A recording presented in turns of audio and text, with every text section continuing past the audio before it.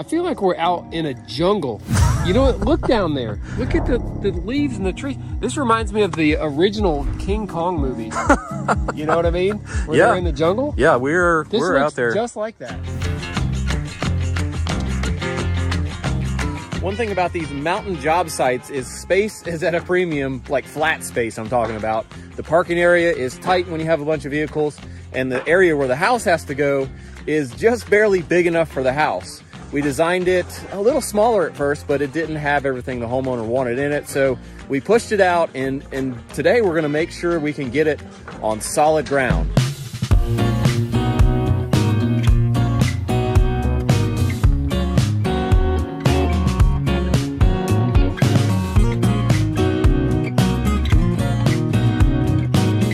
What we realized pretty quickly was that this house was just about as wide as the solid ground that we had on this ridge. So we kept having these footings that ended up off the ridge, and we kept having to go back and forth trying to get it just perfectly centered.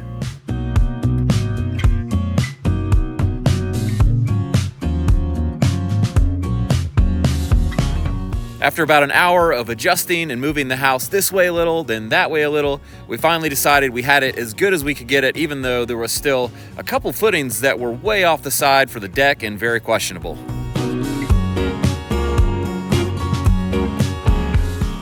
Let me get this straight. I messed up the mark, right? Yeah. And then you remarked it? Yeah. And then Ray threw dirt all over it again? Yeah. We saved our most questionable footing for last, and indeed this thing was on filled dirt, and a lot of it. You can see by Jason's probing here, it's not very solid. I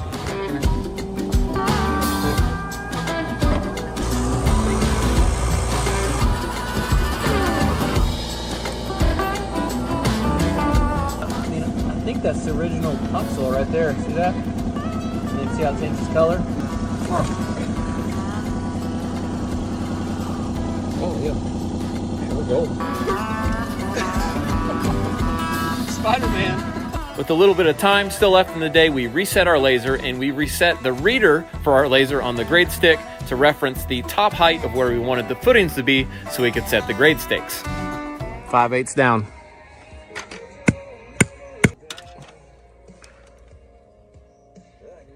Down 0/8. Congratulations.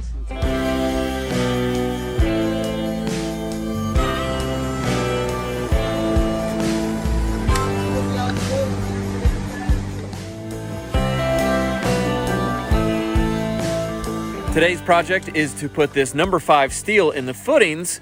This 5/8 rebar will reinforce the concrete footings.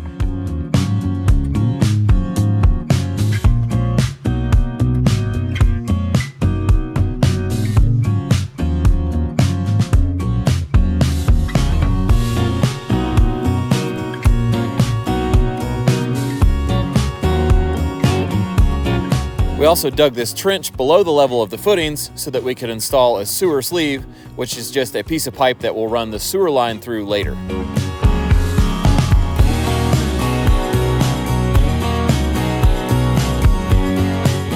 The next morning started early at 5 in the morning. I had to get down to Bryson City and prep some J-bars for our concrete pour, which they like to pour concrete early in the morning if you didn't know.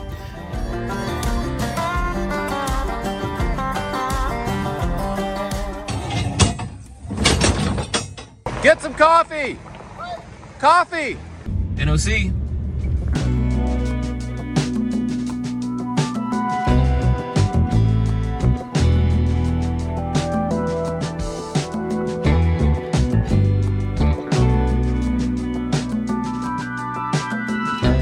So getting a concrete delivery out here, or any kind of delivery for that matter, is a pretty big deal. This concrete truck had to travel about an hour and then back in about a mile because there's nowhere to turn around on this site.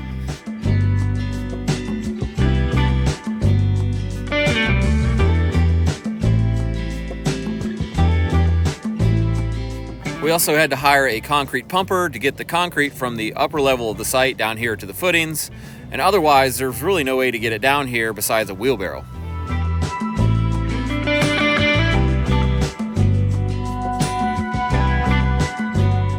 This pump crew did a great job at filling the footings right to the top of our grade pegs to start with. Saved us a lot of work, and it was really worth hiring them.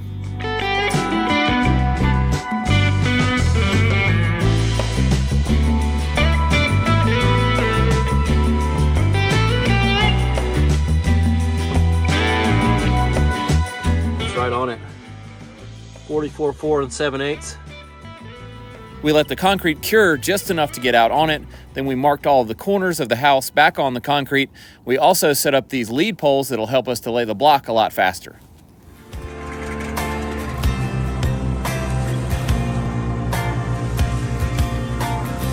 I made my delivery of water and a mixer, so now I can actually go back to work in town where I'm working. I hope these guys can, you know, not screw up everything while I'm gone for a little bit. Just a couple days probably, but I don't know, I'm a little worried.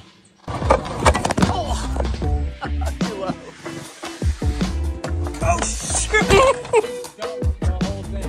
You forgot the rebar bender, didn't you? Yeah. Cornerstone. Here it goes.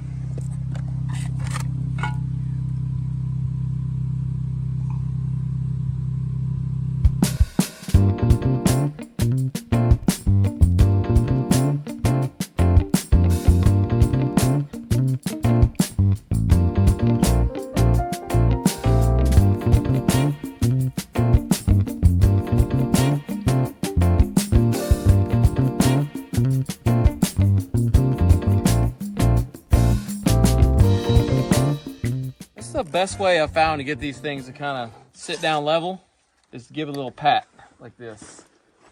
Set her in there, then just see how that just sets down. It levels out. I don't know why that works so good. The pat. Just a little. That's all you gotta do. You should patent that. Oh, patent the pat. There we go. Now, There we go. Now I did my dad. Yeah. It's not so much here that it hurts. It's like right there. Land block. Is your itis flaring up? It's flaring. It's huge. Oh, look at that itis. Oh gosh. That's old man itis, I think it's called. Just a little tip, bub. Yeah. Yeah, use the tip of the trowel. It works better. So if you put the tip on the wall first, and then slide down, it works better. Yeah. All right, tip it down, straight down. Yeah, now you know why I'd rather be a roofer than a block mason. Okay. All right, tip it down. There you go. That's way better. Way better. Let's demonstrate the old Ray. What was your old move? Just something like this. Yeah, see? Oh, That's garbage. well, That's gold. that's gold.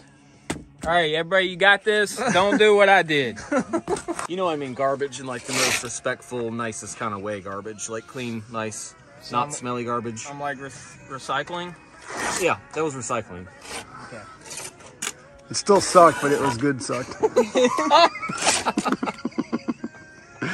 Hey, come on!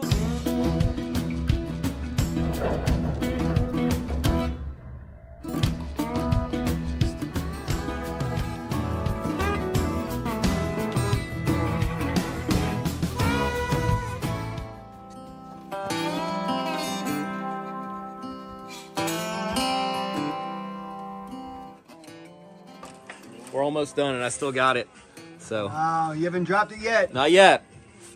He's 3 more not- rows. At least not on camera. I really like this one too, so I hope it doesn't go down the hole. That's the one I made you. Did you? Yeah. Because you had mine. You stole mine. Gave her stole. Well, I like it. I hope I get to keep it. I gave it to him because he stole my good one.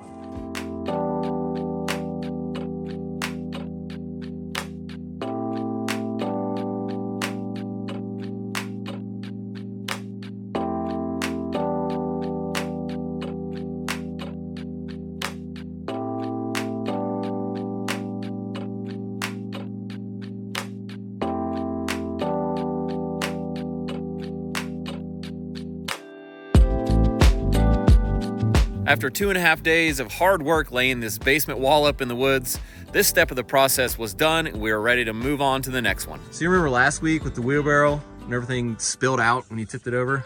Yeah, I was trying to forget that. Yeah, well, you know, we don't forget things, We don't right? forget things, right? So, And it's unfair. we got you something here. It's a wheelbarrow with training wheels. It's a double tire wheelbarrow.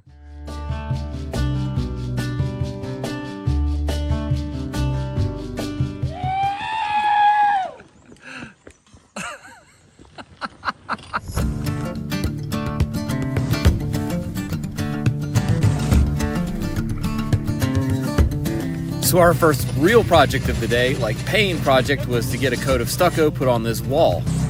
And since we still don't have running water on the job, we used the pump sprayer to dampen the wall before applying the stucco.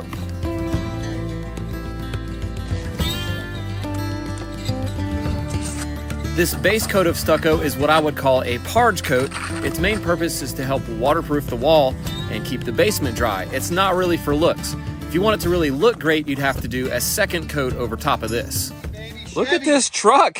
I know, Chevy. Ray shows up and he's in a new truck. Look at you already leaning on this truck like you're Like you own it. It's like a freaking commercial right here. Up next, we got going with our slab plumbing, which is actually the plumbing under the slab, which is all drain lines so that this place can gravity drain down to the septic tank. The water supply for this house will be coming underground from about 40 feet away from a well, and we need it to go through this basement wall. We need to knock a hole in it now before it's poured solid in concrete and put a sleeve for the 1-inch water line that'll run through later.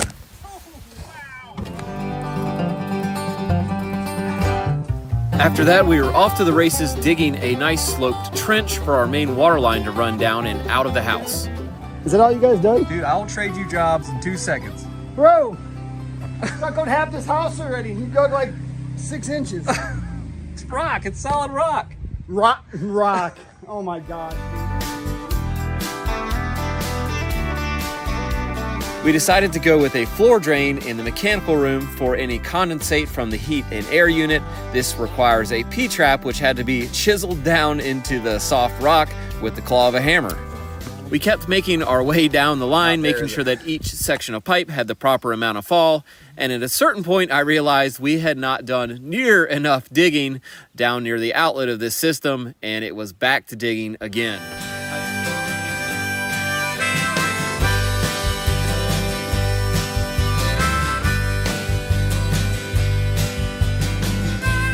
Are you enjoying that Matic? Is that what it's called? It sucks. Whatever it is, I don't give a crap what you call it. Yeah.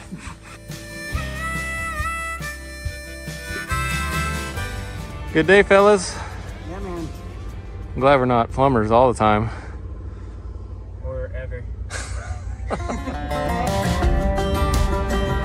NOC. Morning, fellas. How are you? Sure. So we're gonna run this Bobcat in a minute. I can't help but notice, Ray, where you parked your new truck is like such in an untrusting location of me driving this thing, like tight to the very edge. John Hampton, thank you. He came through again. Yeah, we were gonna shovel this, right? Did you know that? Ray, I just sat in here for at least 5 minutes looking for the key. You know? I was watching. Before I looked up, it's up here. There's gauges and stuff up here. Oh my gosh, I'm an idiot. All right, now we can do it.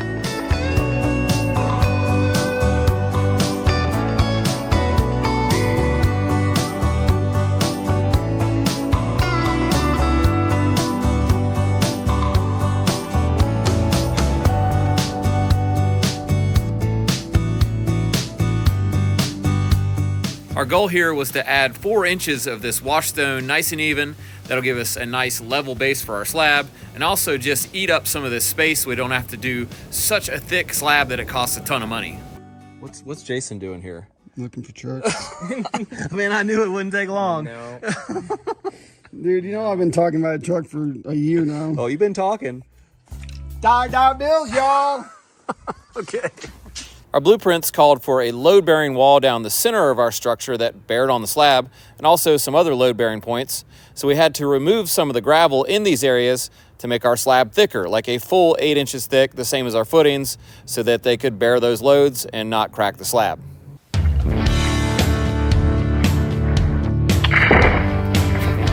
With our gravel removed, we could go ahead and set the grade pins for our slab, and we're setting these 6 pins with a laser level in a grid type fashion, and we'll be able to use a screed board that is longer than 9 feet to reach across 2 of these or 1 of these to a wall surface and level the concrete using a screed board. After a quick break, we got to putting this vertical steel in the wall. This is 5/8 rebar. We're cutting these sticks 9 feet long, and they're gonna be every 2 feet down the length of each of these walls. And I am lining them up on the J-bars that come out every 4 feet out of the footings as well.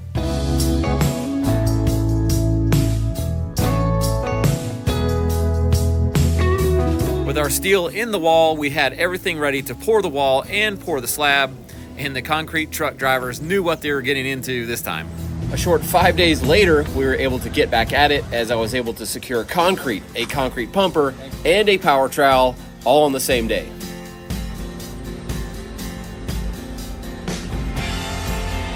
And while I was still en route, Jamie and the guys finished the slab prep by installing this 6 mil vapor barrier across the top of our gravel. It's always tricky getting this plastic cut just right on the pipes, isn't it? This thick layer of plastic will prevent moisture or water from wicking up from the ground into our concrete slab, which is part of our living space, and that is code around here. We also wrapped around any of these pipes that will go through the slab in this foam sill sealer to basically keep the concrete from sticking to the pipes and to give them a little wiggle room for the slab to move.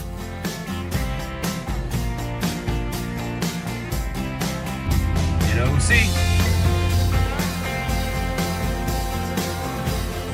With everything up and running, we poured the wall first, and we generally do this first because we don't want to drop any concrete off the wall onto a freshly poured slab and mess up our finish. Hey, I like those boots, man. Hey, you like these? That's another use for just, what is that? Is that just foam? It's some foam and some zip tape. Man, they're so comfortable. Keep the concrete off you. I mean, I don't know why you would do anything different.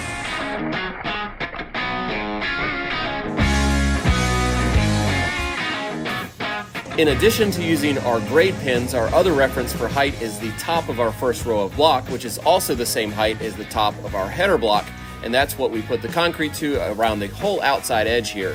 For me, doing concrete work can be super stressful, and it's mainly about ordering the right amount. You can't save concrete for later if you order too much, and if you don't order enough, you can't finish. In this case, we needed just more than 2 truckloads, and a truckload can only be about 8.5 yards due to the slope of our hill. So I had to make the call whether to order $300 or $400 more just in case we run out.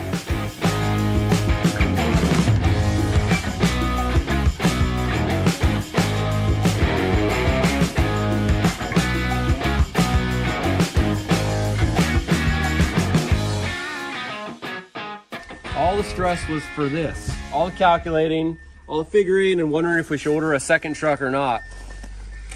Good thing we did. We needed this much. It'd have been hard to rake it down to make that fill in, you know.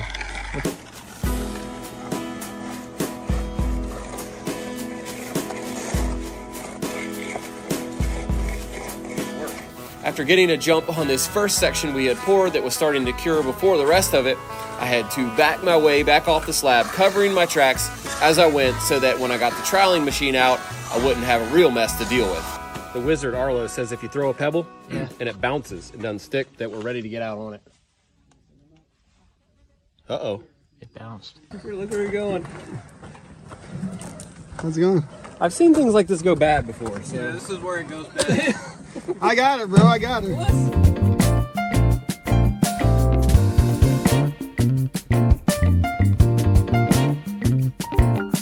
Once the slab was cured enough, I got out on it with the power trowel and my special wide bottom shoes for walking on semi-cured concrete. And I started with a very low blade speed and a very flat blade angle. And then as the concrete got harder and harder, I turned up the speed, turned up the blade angle to get a nice, smooth, hard finish on it. All right, good day, man. Are we done? Yeah, we're done. Oh, just like that? Yeah. Oh, man. Framing tomorrow. Wow. Yeah, good day. Thanks, bub. See you in the morning. Yeah. What time you gonna be here? About 12? Yeah. NOC.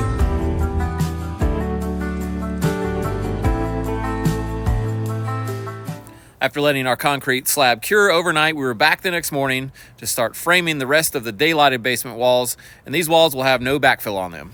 We're just matching the height of our masonry wall here with these walls, and that's about 8'8".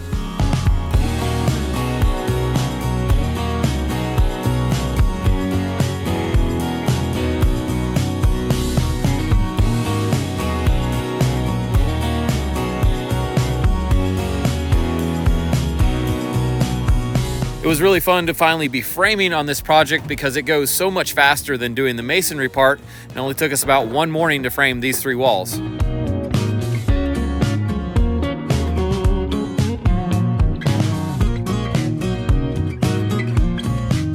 With the exterior walls completed, it was time to prep to cut some control joints in this slab before framing the inside walls. Turn the engine switch on. Now. That's why I smell gas. All right. Oh yeah. Choke off. One thing most people don't realize about concrete is that it usually cracks somewhere, and what we're doing here is cutting a weak spot in a straight line, and hopefully the concrete, when it cracks, will crack in this weakened spot and crack in a nice straight line so it doesn't look bad.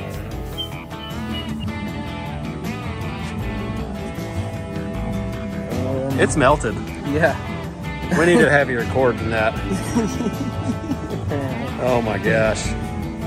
How long we got, Rain Man? We got 8 minutes. You know, you said that earlier. Look. You might be right this time.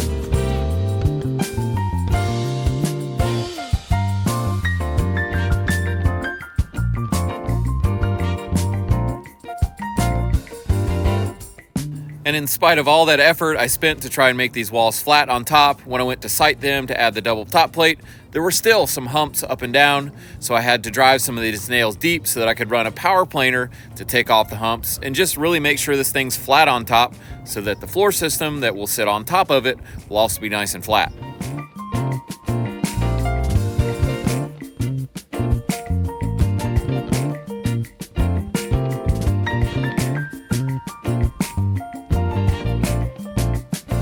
Here's a great trick I learned from somebody to get these plates aligned. If it's way out here and you can't reach it with 2 hands really, you can do a side shot like a toenail, and it'll usually pull the top plate over in line. Let me see if I can do it.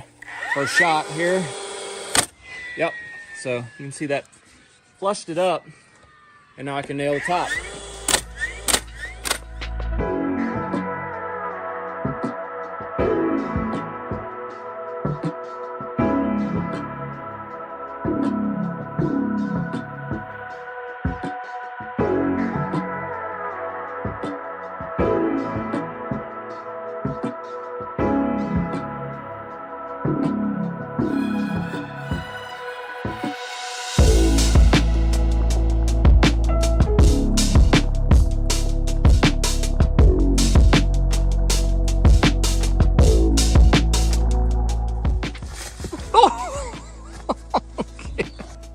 Down with this in my hand.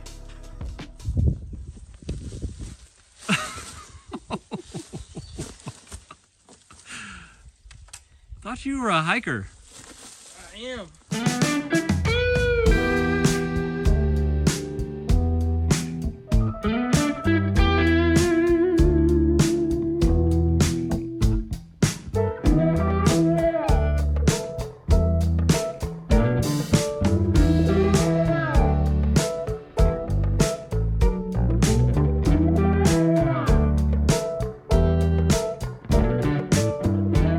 Figured out the best way to freak everybody out. Just look at something and go, At that point, everybody's like, what?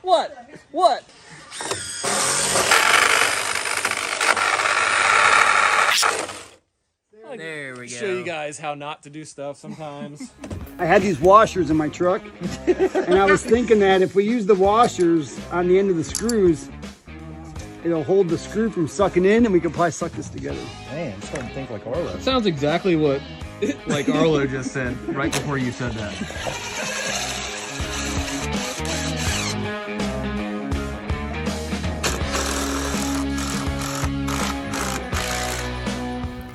After all the floor joists were installed, we installed these rim boards or band boards, and basically you just nail through these into the end of the floor joists, and it keeps them all vertical and on the right layout, so when you go to do the floor sheathing, your joists are in the right place.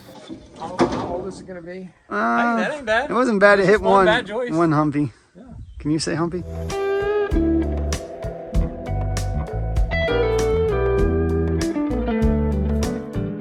After 8 days of hard work, we had the floor system done and we were ready for the floor sheathing. And stay tuned because we're gonna take this thing up another floor and then up a super steep roof, and it's gonna look amazing. The next morning, we were back with the floor sheathing after a slight debacle running through Arlo's wife's garden with his trailer, which we borrowed to get the sheathing. Anyways, this sheathing was super cool. This is called Advantech X Factor, and this was new to us at the time and a new product that hadn't even been released. So thank you to Advantech for letting us check this out.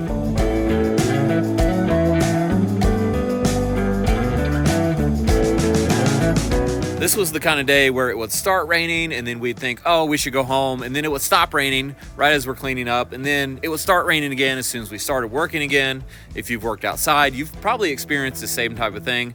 But it was a long day, but worthwhile. We kept going. We got the subfloor down. Are you counting how many you're eating though?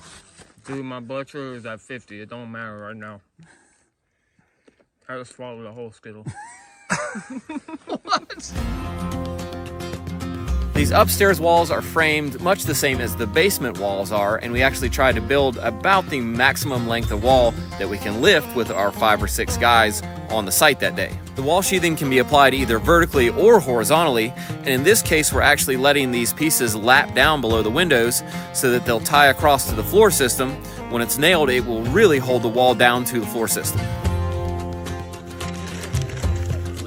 The reason the wall plate isn't sliding off the edge of the subfloor is that it is toe-nailed to the subfloor, and those nails work as a hinge while you lift it. These 3 windows will be facing the National Park and the National Forest, so basically there will never be anything in this view, which is awesome. And this is the view looking out from where the living room is going to be. Pretty nice. What I'm doing here is trying to figure out the best way to build this really tall gable end wall. If we build too much of it on the floor, we probably won't be able to lift it, but the more that we have to build up in the air off scaffolding, the longer it's going to take. So it was definitely worth some thought to figure that out. After all the thinking and contemplating, we finally decided to try to build the whole wall on the floor and then stand it up, which I was super nervous, like super scared. I really didn't know if we could do it, and it was really heavy, really scary, but we got it up, and I was like super relieved, like unbelievably happy that we stood it up and everybody was safe and it all worked.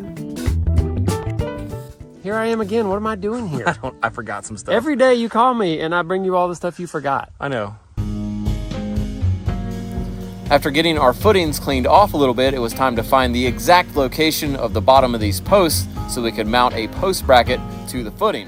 Hey, you want to hear the most annoying sound in the world? Yeah.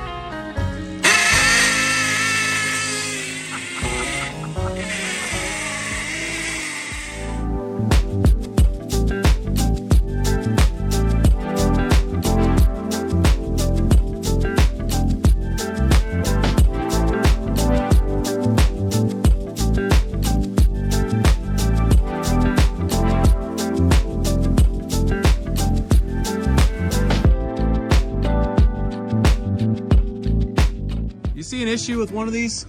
No, not unless that tree's not dead yet. I think we pulled a foot monster, extra foot on it. So this section we got 8'8" between. Okay, so is it edge to edge? Well, it's edge to center to edge. You don't know what you just said. That's the way. Oh my gosh, dude. Put me on the truss crew or whatever is going on over there. No. I went off the Post Alone crew.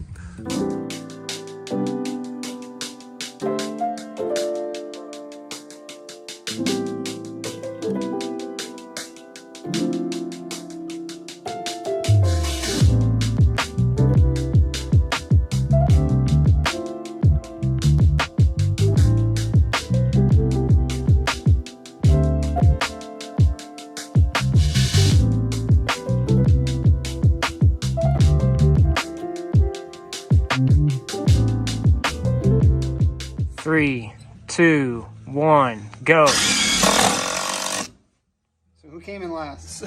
Well, you definitely, yours was a deep diver, bro. Yeah. So Jason always does the deep diver. I mean, you can't ever get him out. With the first floor walls now done, we decided to go ahead and do the waterproofing membrane and the backfill on this basement wall. So we didn't have a giant pit that was around the whole house that we had to deal with. We're using a waterproofing membrane here called bituthane, and you can apply it yourself. It works pretty great. Come on, we're trying to get to work. You ever seen the evil Spider-Man, black Spider-Man goop that covers him? It's like that. It is, dude. This thing is so hot. Look at this. And we haven't even pushed on it. No. But look at that. I mean, That's it. if you push on it, that's it. Wow. It's there. You're done. But it is about 1,000 degrees out here, so I wasn't expecting anything less. That might be a slight exaggeration. And if you're wondering, this entire process took about 2 hours and it cost about $600 in materials. What do you think about that? I say pro tip would be use somebody else's knife to cut this. Yeah, that's Jono's knife, so we're good there.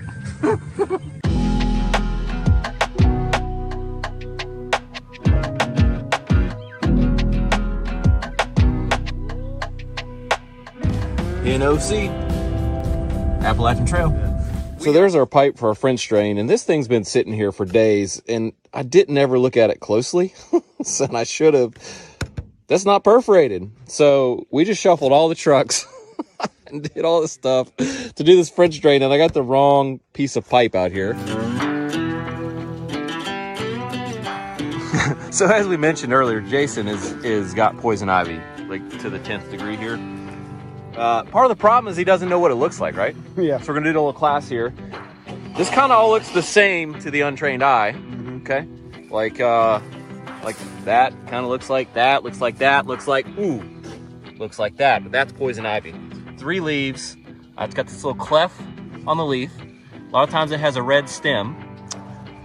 There's some poison ivy. A lot of times it's shiny, like that. There's a whole bunch of it right there. So it looks kind of the same, but it'll give you the worst rash. What's the clef? The little always cleft have is that? this little thing right here. They Yep. always have that? Yep. So remember what that looks like, bub. All right, just double checking. We did get the pipe with the holes in it this time. Good job. Yeah.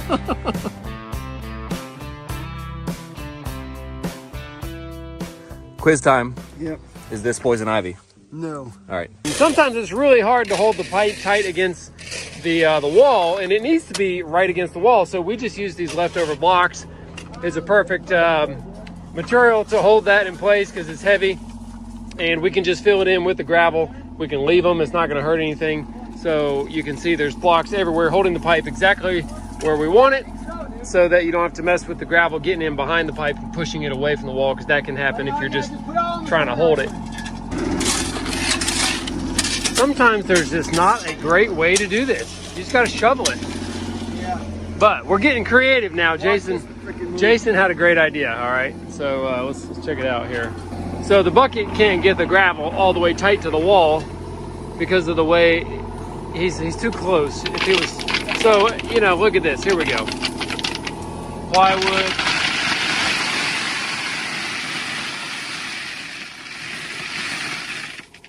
Wow. Man, I'm genius. That worked great, except it did, except I think I'm going deaf now. That was so loud. Holy crap. The final component to this French drain system is this filter fabric that will allow water to come through, but not silt or mud. After a quick inspection, our first load of backfill material arrived on this tandem axle dump truck, and we're having to truck it in because we didn't have any on site. This backfill material is from our local quarry a few miles away, and it's a mix of gravel and dirt. It should compact nicely and not put as much pressure on the wall as just dirt.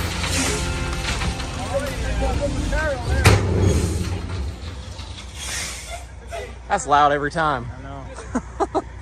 Man, I don't know how old Owen is, but he retired about 10 years ago. He did, didn't he? Yeah, he told me he did, actually. And dude, I've never seen anybody come in, dump a load, and get out faster than that. He's probably already got the next load. Yeah. And back on top, I got to work putting the remaining 5 dump truck loads of backfill material in this hole, and that was about 2 more loads than I thought it would take. Does someone else want to drive the Traco? Me. I do. I do. Oh. Hey, look, deer. Whoa, whoa, whoa. How much was the backfill? Well, I'm not sure, but I just paid him $1,200, you know. But I think he said that was just to cover all of his speeding tickets. So we'll get the bill for the dirt later. Okay. We're going to do an A-frame style roof, and because of that, this wall plate is going to share layout with a floor system and a roof system. Right. Now, we have two different layouts, 16 inches on center for the floor Yep. and 24 inches on center for the roof. The floor system is going to get shifted over by 3/4 of an inch every floor framing member. Yep. So will get it'll stay on moved. 16 center. Yes. But it'll all be shifted 3/4 It will. to prioritize where that rafter is going to hit. What do all these R and Fs mean? Jamie will explain it to you. It'll take a minute.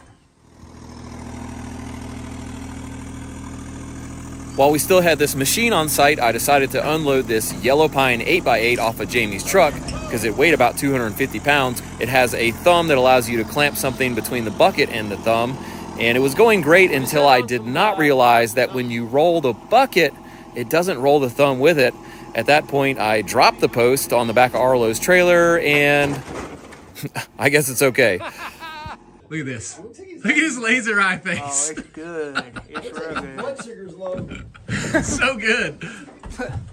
Got beard hairs in my mouth.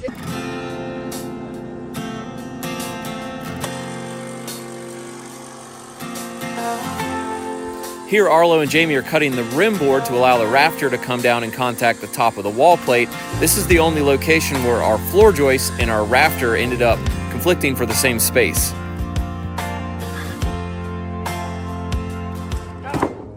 Gosh, I got a splinter. Oh, man. Whew. Oh my gosh. Oh, wait. That's just, never mind. Metal fingers.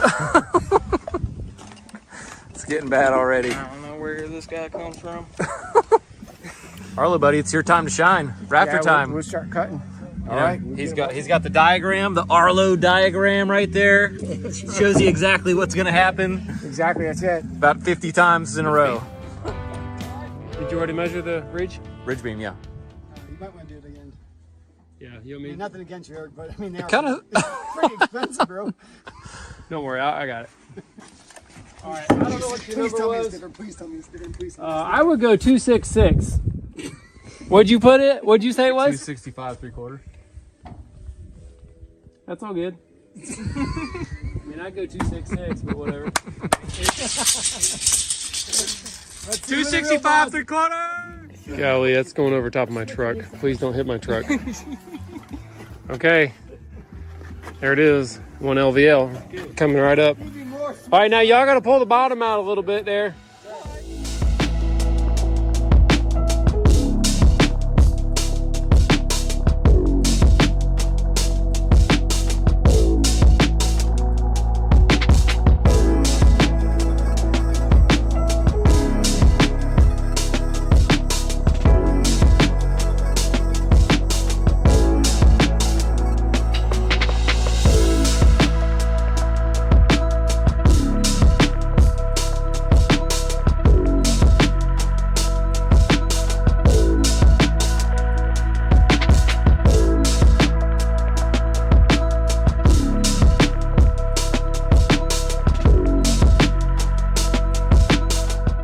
Twice, cut once. One of these rafters, $108 Oh gosh. for one rafter.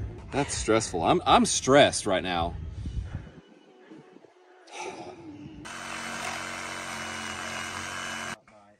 Woo! Nice catch.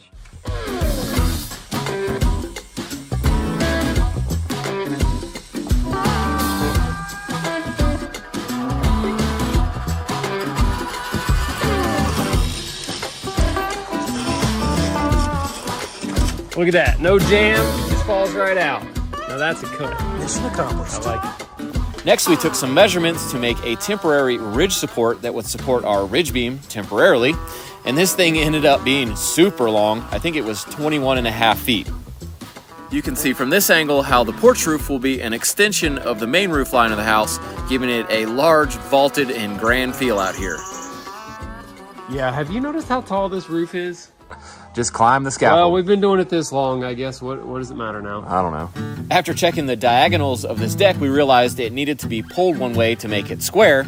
So here we're using a chain, which can apply a lot of force to do that. Tell me what you're doing, because it looks like it's a little job site slack line. So they're pulling the top of the deck that way, right?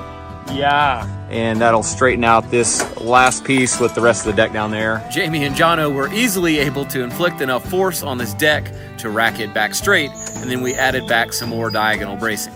I think y'all should come on down, actually. Yeah, lightning in the area here. Here, take the level. Okay, Yeah. couple in there. Yeah, there's like 15 strikes.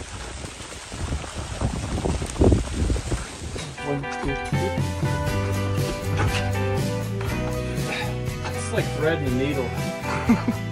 This post has to go out there. Hope we cut it right. You'll have to thread it back through. Now we gotta spin. All right, kick it out, Jono. Kick it out. Too high. Jono's coming with the. There you go, Jono. There. Good thing we got this Yeah. stuff. Yep. Pretty good.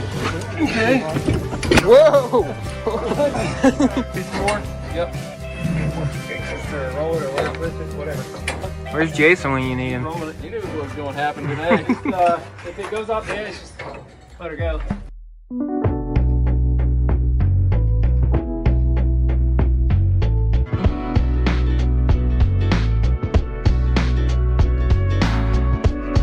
After installing the last few of these rafters, our structure was starting to take its final shape, which looked really awesome perched on this ridge top way out in the middle of nowhere in the mountains.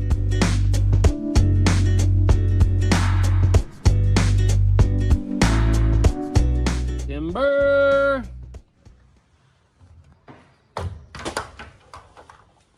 I'm feeling pretty good because after taking that out, this thing did not drop not even 1/16 of an inch. But just to be sure, I'm gonna add these awesome angle brackets that I made with 40 nail holes each with a bunch of joist hanger nails.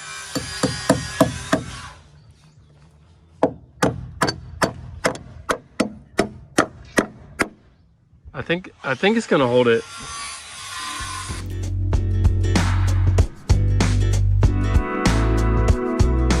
To get going with our roof sheathing, we decided to go ahead and do this first row while we still had the scaffolding set up from when we did the fascia boards.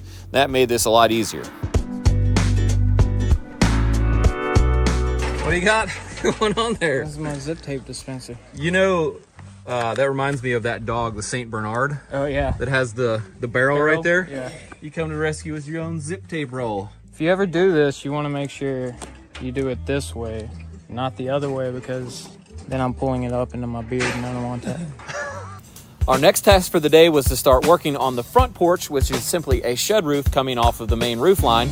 And I'm notching these posts so that we can nail the girder or bolt the girder through this notch and have a really strong connection. Next, Jono and I went down the line installing these posts on the porch, and we're bracing them plumb in both directions with a small brace. And that'll hold them where they need to be until we get the girder and a few of the ceiling joists installed. To determine the location where these porch rafters would contact the main roof line, Jamie cut a piece of wood the same pitch or the same angle as our rafter that we wanted, which was a 312. Then he leveled the top of that, and that gave us the exact location of where these rafters would hit our other roof. To ensure a super strong connection, we went back after each porch rafter was installed and put a scab, which is just a scrap piece of wood, over the joint and nailed it with 5 nails on each side. And this worked really well and didn't cost any money since this is all scrap.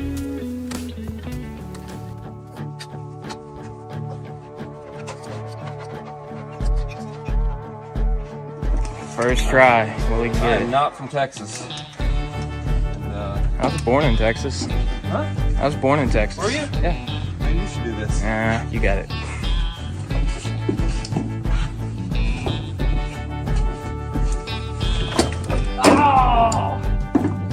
Oh, you got the little swing going this time.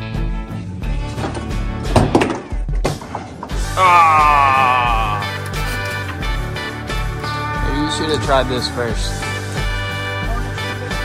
Oh, there you go.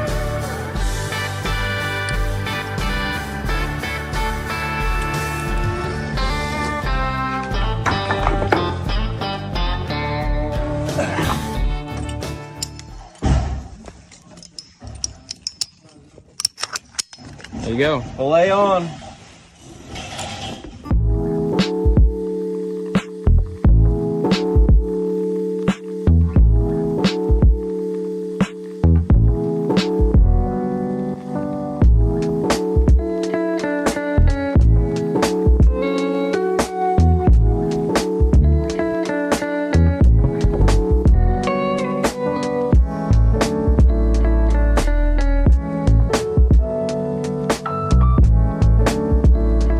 moment of truth. Let's see what we can do here. Oh, 94.5, and we want about 2 inches sticking up 8 feet. Wow. How about that? That was completely on accident No rip. and no strip. Every now and then you just get lucky, I guess.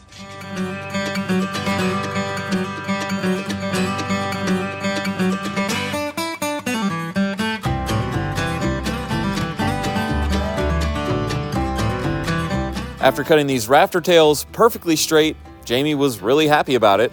He installed a fascia board perfectly straight and then was able to get the first row of sheathing going on perfectly straight, which does make it easier going on up the roof if things are not crooked.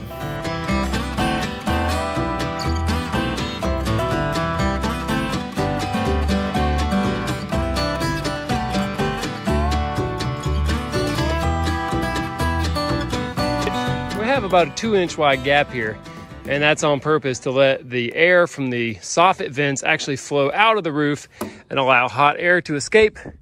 But for now, we're going to cover it with tape. Why are we doing that, Ray? So the water doesn't get in there. That's right. We don't want it to be like raining in here the whole time we're waiting, for the shingles to get put on, so we'll cover it temporarily. Now, this is kind of wide for a regular roll of zip tape, but we're in luck. What you got there? Mega roll zip tape. Is that what it's called? I think I made Mega roll. That's what I'm gonna call it from now on. Mega roll. This is like, I don't know, 8 inches wide.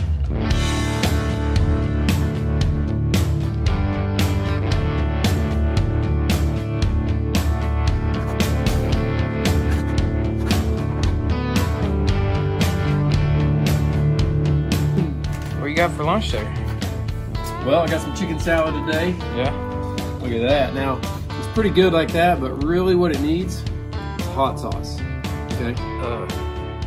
That it needs that much hot sauce? Hang on, we're getting there. Oh, it's not done.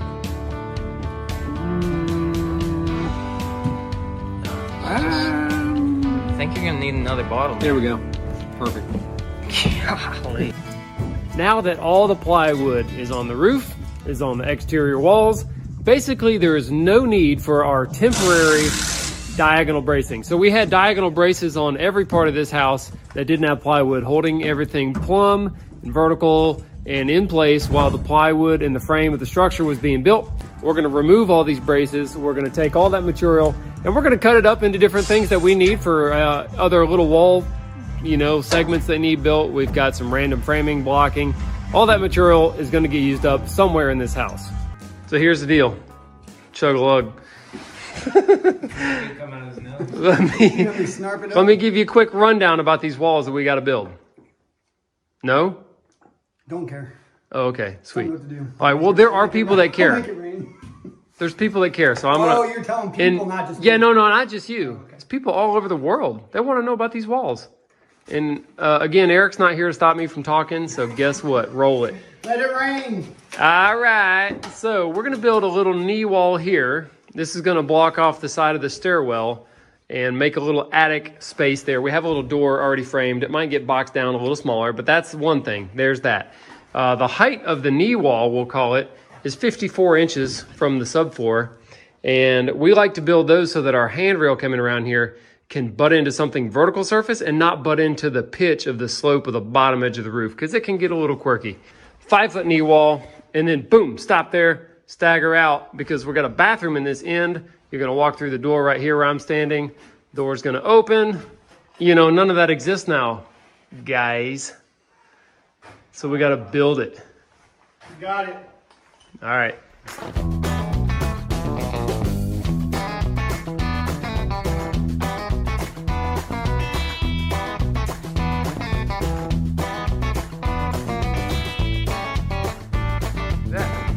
Enter the bathroom. We've got a nice tall wall here. I want to point out we did some horizontal fire blocking here because this stud bay is taller than 10 feet. So you have to have a break for the airflow for fire code. Here we have the shower. Now this is going to be low on this bottom edge. Once the plumber gets here, we'll kind of work out the nitty gritty of the details there. And then I got some junk in the way here, some ladders. But basically there'll be a sink and toilet right there. Oh yeah, we got muscles on duty here. That's him right there. Here's the windows. And just like everything that you order, there's gonna be something messed up. I guarantee it. Cabinets, windows, whatever. Something's gonna be bent, broken, smashed. And we got one window with a cracked piece of glass right there. Luckily though, the guy said it's on the moving piece, the sash, the non-fixed panel. You know, because if it was on the fixed panel, to replace that, it could have been a real pain. Yeah, new. Oh, man. Could be. Are these triple pane windows? I don't know, a pane in the glass. Pane in the glass? You thought I was gonna say it. Where I'm standing is the stairwell, and look at this: 1 floor, 2 floor roof. Man, it's a long way. We've got 3 stringers. These 2 are going against the walls. That's why they have a spacer. The 2x4, the purpose of that is to space it off the wall so that drywall can slide in behind the stringer without notching. Next, we got a piece of plywood here, 3/4 plywood. We're gonna screw this across the top of all the stringers to hang it to the ledge thing up there. And then the PT 2x material is going on the bottom because it's going on concrete, right? So that's it. So we're gonna assemble this into one unit here, and then we're just gonna go stick it in place.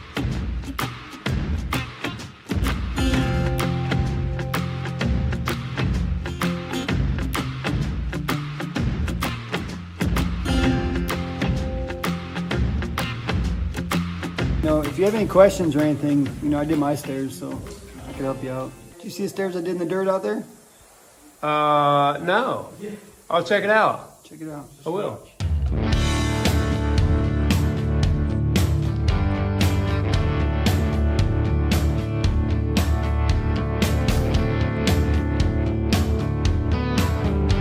What's next? Well, we got the dormer here. It's just crying out for some soffit and fascia, you know? Is it? Okay, what are you doing up here? Okay, we have a quirky little spot where it's gonna be really difficult to get a nail gun in here. And by difficult, I mean impossible. What I'm gonna do is I'm gonna put a bunch of Lexel between the 2 surfaces. I'm gonna shoot as far as I can up, but then I'm gonna take some blocks. I'm gonna wedge some blocks up under here and put screws in them through the roof to hold that piece up, stuck into the Lexel. And then it'll dry, it'll be glued forever. Genius. Yeah. Hey, be quiet. We're working up here, man. Oh, they want the gun. It's like, Is that what you wanted? there's 15 nail guns in the truck and they want this 15 nail guns in the truck, and they want this one. one. My block here to hold it temporarily. There we go. There we go. That's it. See, it's a piece of cake. Anybody can do this.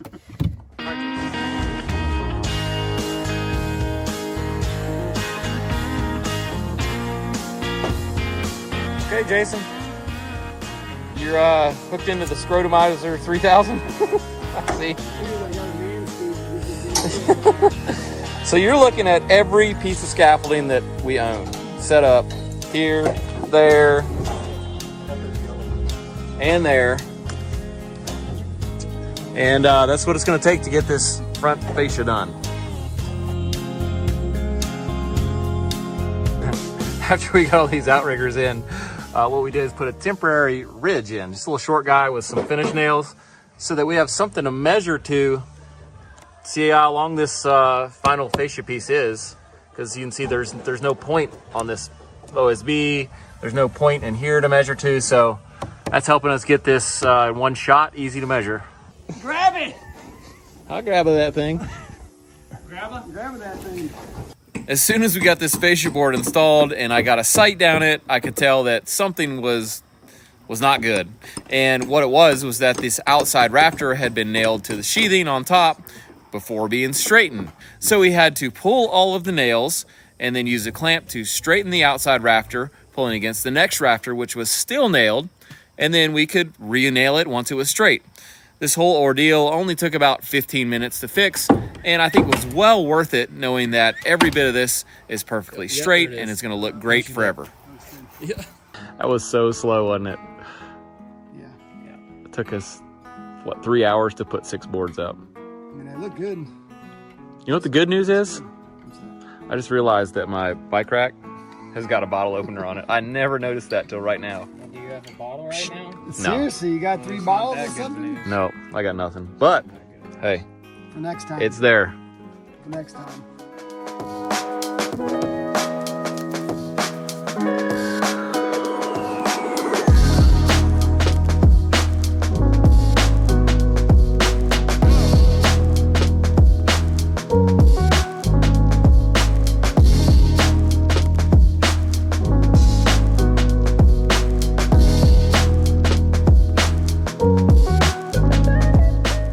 We're at the last window here, this little triangle. I've never done a set of windows like this, where you had a big package of windows with weird shapes. What's up, Jonah? He just popped out of nowhere. That it just worked out, because there's always some factor that you didn't think of. Like the window wasn't the size it said it was gonna be. So.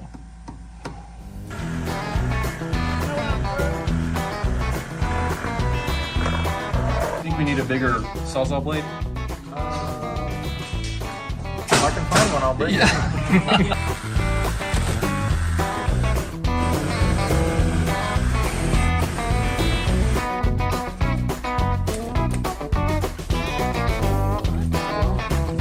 Send it. All right, let's test it out and see if we dropped it enough or too much. All right, yep, and we will need to pack out the top, as you can see. All right, let's get her centered up, Ray. All right, we've achieved what we're looking for here, and I'm running this on the flange down to that other flange, and you can see that basically it lines up now, which is what we're looking for.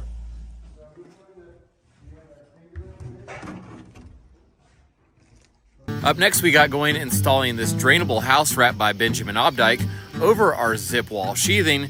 And you don't have to do this with zip sheathing. The reason we're doing it is that we're gonna be filming some installation videos with LP SmartSide in the coming days, and they can't have their competitors' logos on their own website. So that's the reason.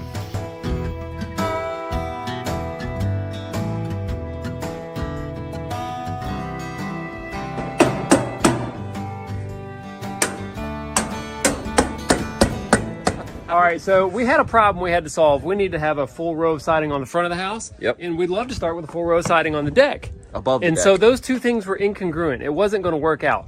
And to remedy the problem, we designed this band board that's taller than a standard band board. Okay. So that Standard was 11 1/4. 11 1/4. We stretched this out to 14 1/4. So that we could have a full piece of siding here, full piece of siding here. And not only does it solve the problem, it has to look good, which I think this does, and it will when it's painted. This is a Monday morning kind of thing here where Jamie forgot the air compressor. Jono's coming with the air compressor. Hey, didn't you just say you just watched Back to the Future yesterday?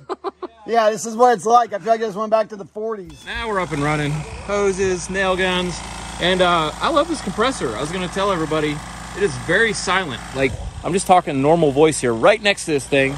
We got this from Northern Tool and Equipment. Love it. So I finally broke down and bought some of these Gecko siding clamps after using them at my friend Johnny Brooks's place and realizing how much they sped up the siding process. They basically hold your piece of siding with the correct reveal, and they actually just hold it in place for you, so you don't have to hold it by hand while you nail it. Jason actually said he would refuse to put siding up on this house unless I bought him, was the other reason. That's done. That's painted and caulked. Oh my gosh, that is like... Hear that, Ray? Oh, I hear it. Oh, dude, he was doing cartwheels this morning before he got to work. Never painting again. Well, It comes with one. Wait, what What have you been doing over there, bro? you got that fresh out of the shower look? Yo, peacock, get out my way. Nice. They make a battery-operated nailer. I don't know, but this is one of the first times we've had hoses out here. And man, I'm telling you. Jeremy likes best.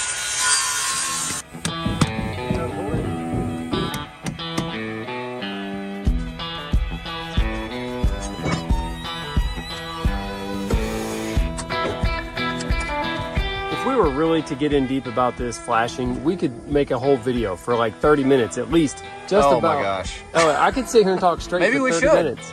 I mean, maybe we should, just like on a topic-based video, but for now, we're just doing the really shortened up version. You know, basically everything has to lap like shingles. Everything has to wrap around the corners. Any like little tiny dot like You know, spots that aren't completely sealed up need sealant, like Lexel is what we use. And that's about it, you know, just wrap everything. Think like water. What would water do? Water wants to get in, okay? It really wants in bad. Even if there's just a tiny place to get in, it will. So you just really got to think like a roofer, think like shingles, and think like water.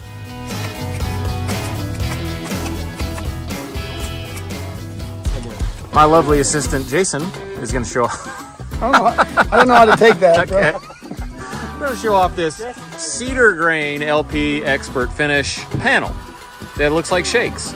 Yeah, It's a shake panel. So you've got either this toothed edge, which we're doing down, or you can do this straight edge down to give a more clean look. You can go either way with that. And it's got the half lap joints, so that's all covered. And that's what it looks like when you put it up. Since most of the panels installed on the sides of our dormer would have an angle cut on the top or the bottom, since it's 2 roof pitches, we decided it would be fastest to actually bring our cut station up here on the roof with us and cut really close to where we're installing in case we needed to make any small adjustments as we go. To keep the bottom edges of our shakes running nice and straight and to space them off the flashing easily, we used this spacer block as we went up to check everything as we went. You painted your hand. Uh-oh, really? Yeah. Oh no. With the framing now done on our mountain cabin, it was time for the subcontractors to come in that do specialized work like electrical, heat and air, plumbing, and insulation and do their jobs. We don't do those things because for the most part you need a special license, but we have some great guys. The first team in here was the electrical, Morgan's Electrical, and we've used them for years. We even built Nathan's house, so there's a real strong connection here in these local mountain communities with all the people we've worked with over the years. They got going by marking all the locations of the switches and lights and receptacles throughout the entire house, and then his team of guys will come and start drilling holes through all of our studs to start pulling wires to all those different locations and also back down to the electrical panel that's going to be in the basement. Meanwhile, on the outside of the house, Jamie and the gang were installing this band board so that we could get going with the rest of the siding above it on this side of the house. We just drove a couple of nails right here to hold a spacing off of the butt joints on these big band boards. Because it's heavy and kind of hard to handle, when we get in here, we can just bang it in tight to the spacer, go ahead and shoot it. We don't have to be kind of scrutinizing the gap size there. It's already fixed and ready to go.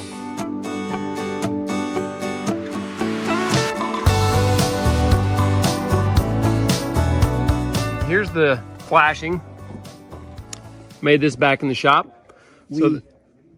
We, me, and you. I'm giving you credit, bro. Did you say we? I did. Oh, I just listened to the playback. I heard on. Oh my goodness, these guys. Yo, what are you doing? This thing's making noise, leaking. Get off your wallet, bro. Buy some new tools. Trying to film here. This thing keeps. For the ambiance and job site. So I bent this one open with a razor knife, and this one is crimped really tight shut on that hemmed up edge. Now I can slide it down, and I'm gonna go for about 4 or 5 inches overlap. How's it going out here? It's getting pretty dark, man. I think we might want to pack up. Thought you were just complaining it was too hot. No, now it's cold and it's gonna rain. We gotta get out of here. Too hot, too cold, too wet. Too dry, too painty, too coffee.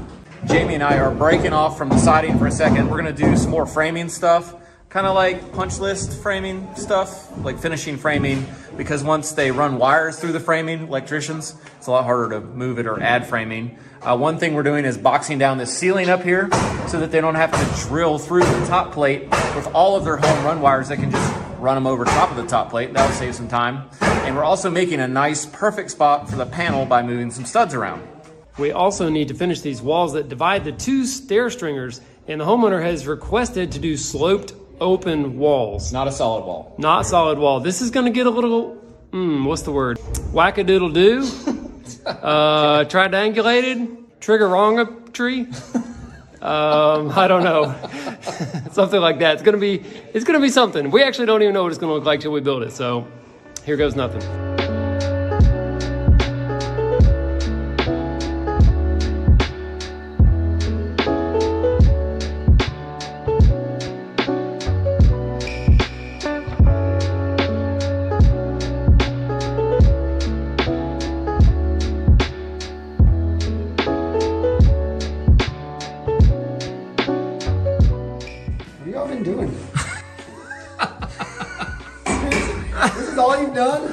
No, it goes all the way up and all the way down. Dude, we just sided the whole house. Side of the house. Well, I think you should have zigged when you should have zagged there, bro. You guys did something wrong. What is this for? It was easier to frame it that way. Byproduct. We don't need that in there, but it was just easier. Actually, it does do something. It does stiffen. It does It's stiffen like this. You can't say that. It's a cantilever. Yeah, see, from this point out to here, Lever. it You keeps can't this. lever. No, it won't Just either. put this straight down, dude. Drywall's gonna be on it. Coulda, Yeah, shoulda. but see this, the way it comes out, it actually keeps this from going side to side. And that one from there to there. And, It's- yeah, it's it- reciprocal. It is self-bracing. How's it going out here? It's going good. John and I were talking about it. You know, they have companies you can hire to do inside and stuff. Yeah, why don't we just hire somebody to do all this work? I mean, seriously. I got things I gotta go do. Up next, we're going to install this French door, and the reason we didn't install it before the siding was installed is because we didn't have it before that. And we're going to ditch the brick mold and use trim that matches the trim that's around the windows because I think it looks better. One thing I always do before installation is double check that the subfloor underneath where the threshold of the door is going to go is actually flat. If it's not, it can cause the door to not shut properly, and it's really hard to fix it once the door is installed. Since we tore the brick mold off, Arlo added back a few positive stops to align the door flush with our sheathing. You can usually just use the brick mold as this positive stop.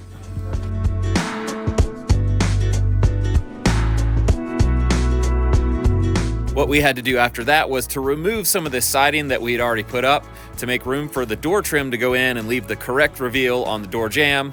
And this was a real hassle. I would definitely prefer to put the door in before, but it just happened this way. We were able to get it done with a slew of different tools and jigs, and it turned out great.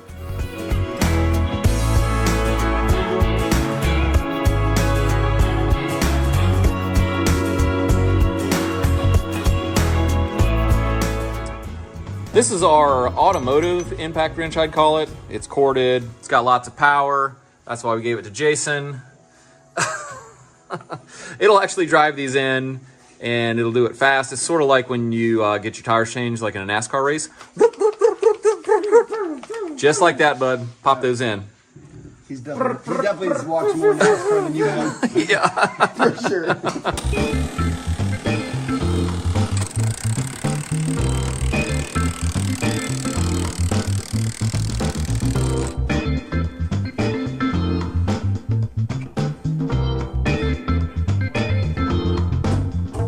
Number two, we're gonna box this in. This stuff is run below the ceiling in this bedroom. And so there was no other place for this to go. We're gonna box this in, make a little chase after the fact. Yeah, this is really common when you are not using floor trusses, which We're not. we're not. So And we're just packing it in case the plumber wants to run a gas line through there. He can just pop these down real easy. Construction, fact or fiction? What's our topic today? Our topic today is, do you know why that these pencils are not round, why they're flat? I do not. Okay, so my theory, I saw it on TikTok, but my theory is this. If it was round, you would Oh, so it's safety. safety. Safety thing. So you can step on it without it rolling. Okay. Fact or fiction? Let us know what you think.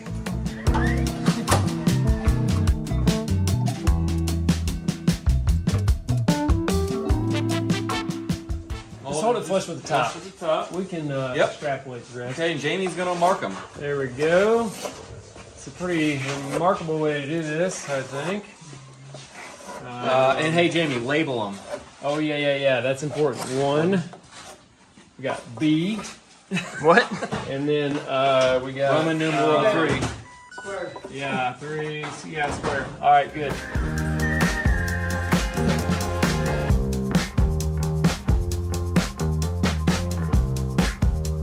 It is super important that these pieces of blocking for the handrail brackets are perfectly flush with the framing, not recessed at all, because what'll happen is you'll suck your handrail bracket in tight with those big screws they come with, and it'll actually crush the drywall and make nail pops on your studs where your drywall is nailed. How can I make it look this hard? Are you going into a knot? No.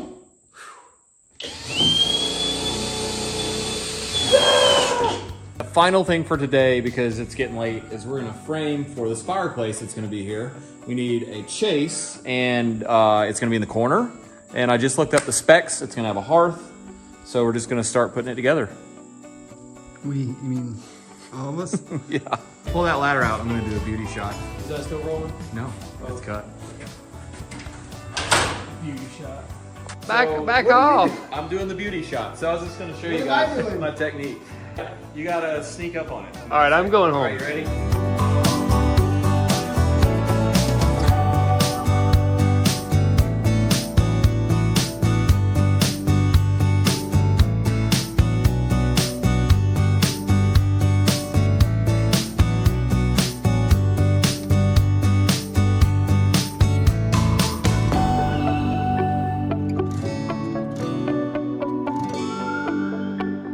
Got my trusty camera right here. Okay. Got some zip tape Yeah. and some electrical Oh, tape. look at that. Oh yeah, it's high tech right here. All right. Well, Yeah. if you're wondering how we got that shot, that's how we did it. I hope I hit record.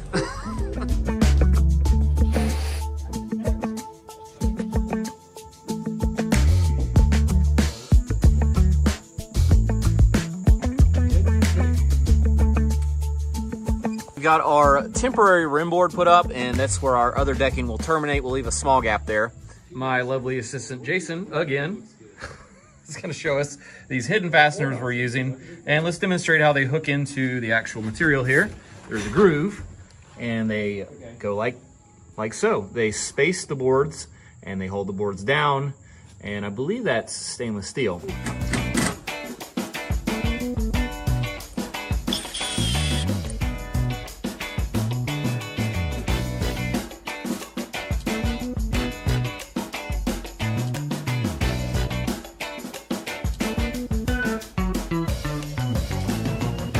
We're about 10 rows in, so we're getting in a groove here.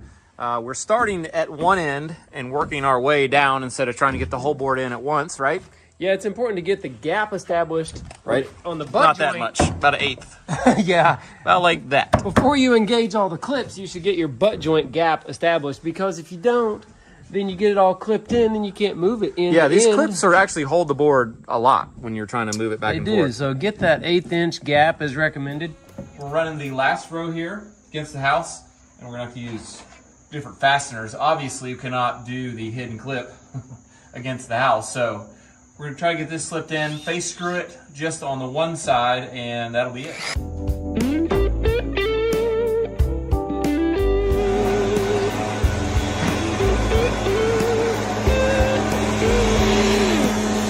We're gonna try something new today. I rated my kids' pencil box, Crayola, white. Usually you raid their lunchbox.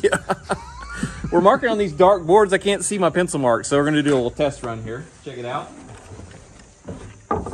So I'm just making like a tick mark. Oh gosh, look at that. Super high vis. So definitely gonna use the Crayola today. Nice. Good. Does it come off though? Seriously, if you rub it off? Let me get a little. So yeah, just a tick mark. You It does not You come might want off. to leave that part of the video.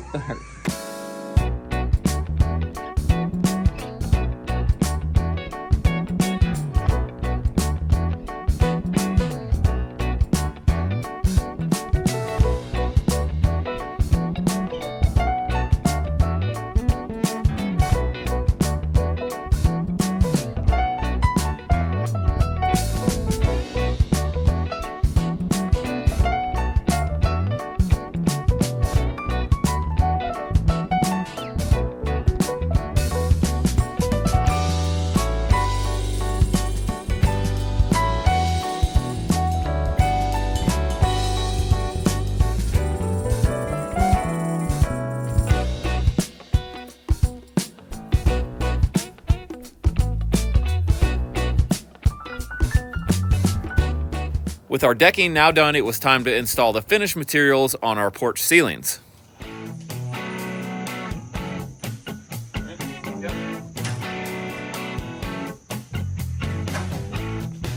We're having a big discussion now. Should we run the panels long ways this way and have a couple strips, or should we run them this way, 4 foot wide, and just have, you know, strips that way? What would Arlo do? I don't know. Let me ask you this. What would Arlo do? To hit the highlights of this panel installation process, it was pretty simple actually. We're just giving ourselves a little room because there's going to be trim around the outside edges of this, so we don't need to squeeze these panels in tight between the beam and the wall. The hardest part actually was just transferring the locations for the can lights from our ceiling to these panels so they could be marked and cut out accurately, and they need to be pretty tight. The can trim does cover a little bit, but not a lot.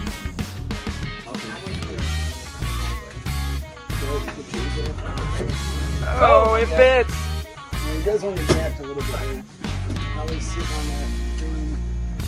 Good over here. Tell you what I'm not gonna do, Ray. Yeah. Hop down from this on my heel. Or on my foot. See, it's got a little step on it. Yeah. Ease on down. You might think, 2 feet is good, but you never know. Not good. Why are you always pointing that thing at me? I'm not. I'm just checking out the view, bub. Look at the view. After getting all the panels installed on this section, we went ahead and ripped up some batten strips that will cover all of the joints and also go around the entire perimeter to cover any gap that there is there. We decided to go with a width of 1.5 inches on these battens after another bit of deliberation, and this material is 3/8 of an inch thick, so this will make a nice non-intrusive looking batten, which is what we want. This lower, easy part of the porch ceiling now finished, it was time to focus our energy towards the really tall vaulted front porch. It's about 23 feet up to the ridge, and this was a whole different story as far as the speed and ease we could put the panels up.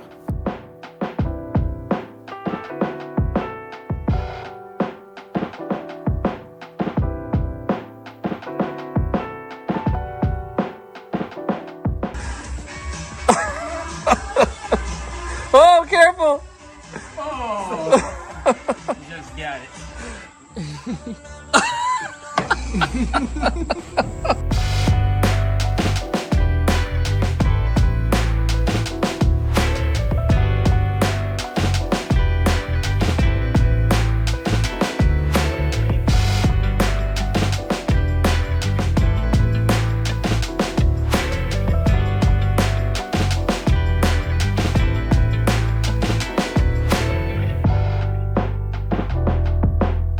We're going to be using these 6x6 pressure treated posts, which are super heavy, unfortunately, and they will bolt to the side of our rafter here and butt into each of these posts, and then we'll have a custom metal gusset that goes across because these are going to be in tension so they won't pull from the posts.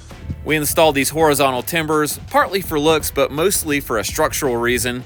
We didn't want this roof line to spread, and these big timbers will act as a giant collar tie and keep the two sides of the roof tied together, keep everything standing up vertical.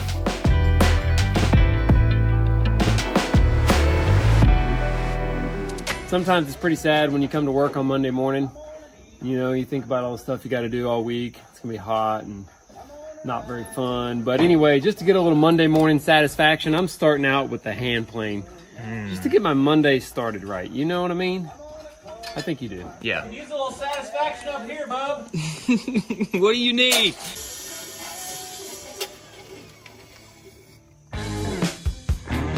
With our collar tie now installed, we could go ahead and finish up this porch ceiling by installing the two panels that needed to notch around the ends of this collar tie. We started by attaching a small nailer to the side of the collar tie at the pitch of the roof, and then we were able to measure and notch these final panels and install them. And finally, we were able to cover the whole perimeter and all of our seams with our batten strips. This part of the process was way more time consuming than I was expecting, as high work often is. We had to use a combination of scaffolding on wheels and different size ladders to access the whole surface of both sides of this ceiling. You ready?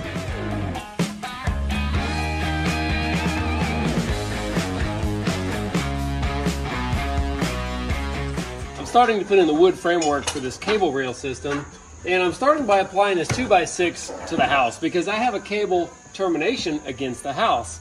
And the reason for the 2x6 is that the center line of this is really close to the edge of my corner board, and I don't know how big my little attaching brackets and turnbuckles are, and there's a chance that they'll be partially hanging off the corner board. That could really be a problem.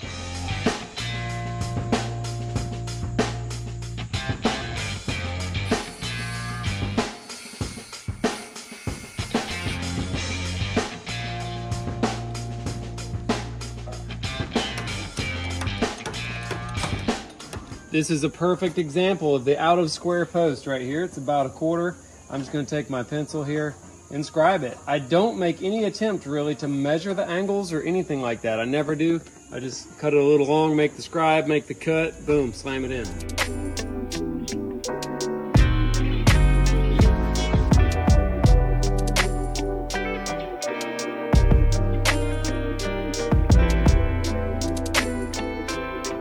Have this done just by yourself before I even get to help you. Yeah, man, you bet. I don't know why you would get in the way of that. Just go do something else. Wonder why they call it the Smoky Mountains, Jay. Yeah, it's kind of weird. Up next, Jason and I set in to get a coat of stain on all of these posts and rails before we install the cables, and that'll save us a lot of time and heartache. We're using an oil-based, semi-transparent stain, and the color is chestnut. It's a color from Sherwin-Williams, and I really like using stain on these pressure-treated posts because if you use paint, it will just sit on the surface, versus stain actually soaks into the material and won't flake off. You want some goggles? It's Monday, isn't it? Oh my gosh.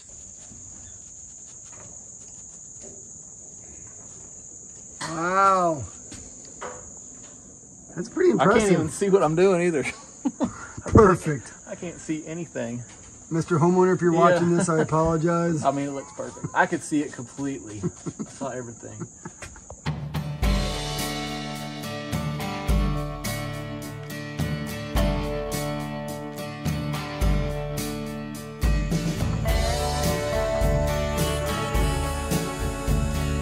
Go, baby, go! On top of that slick mud, bub. No. Oh, no. Little update here. We're in a tropical storm. That's why it's dark in there where we're filming. Yeah. The other reason it's dark, no power. The power's out because trees around here just like fall down when it rains a lot. So we got no hot lunch, no lights, and the road may be blocked by huge trees. Bring your chainsaw? No. Me neither.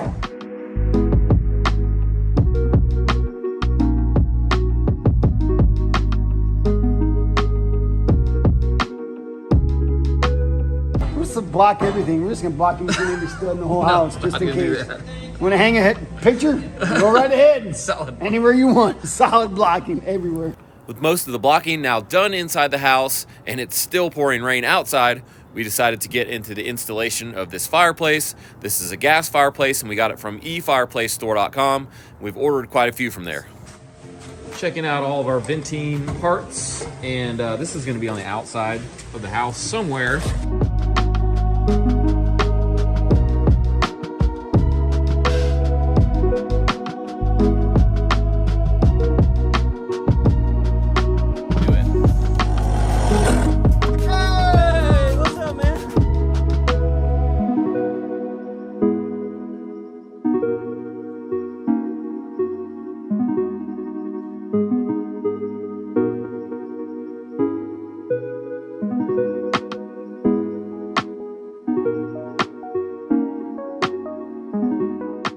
This is the system we're going to be using today by Haas Stainless called the Axis. Did you name that? No, I didn't. It's a pretty BA name. It is, yeah, it's pretty cool. This is the tensioning end. He's got a stop end right here, stainless steel screws, very slick and streamlined, and it's going to look amazing. Yeah, should be easy. It's supposed to be an easy That's install. important right there, man. Exactly. That's the real important Yep, word. it works for Easy. everybody. This is what we're pre-drilling with for our anchoring screw, which is a stainless steel trim head screw. Because stainless steel is a little more brittle. Is that what Yeah, you'd call it? I would say it's a little soft. It will snap. Yeah. So even though it's a small screw, we're pre-drilling. That's what John is doing, and it's very important.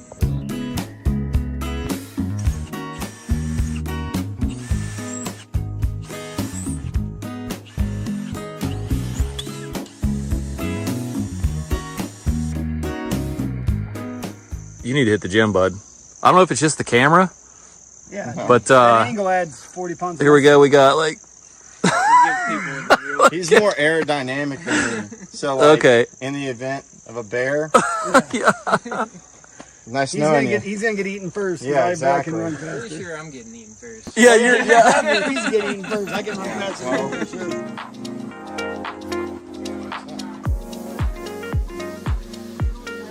What's your job out here? Blowhole guy. Demonstrate, please. Okay. That's a pretty good name. It's a very important job.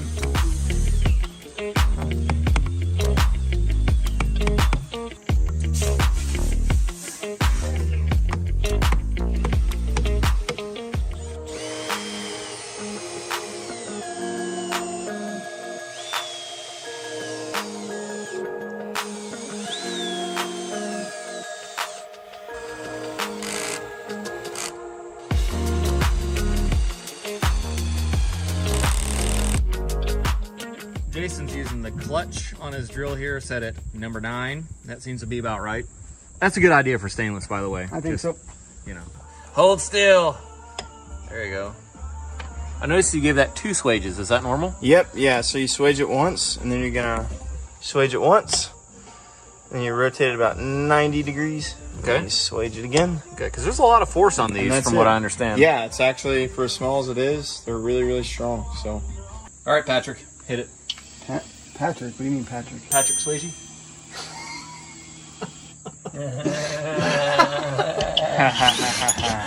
Nobody puts baby in the corner.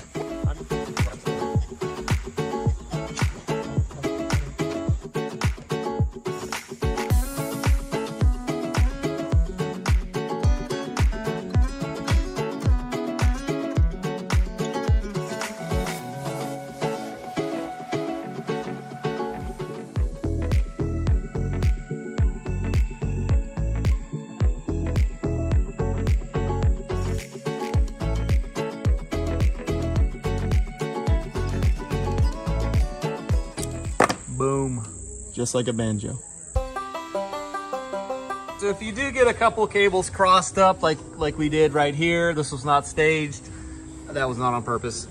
Luckily, we can go ahead and unscrew this from the termination, swap them out. Yep.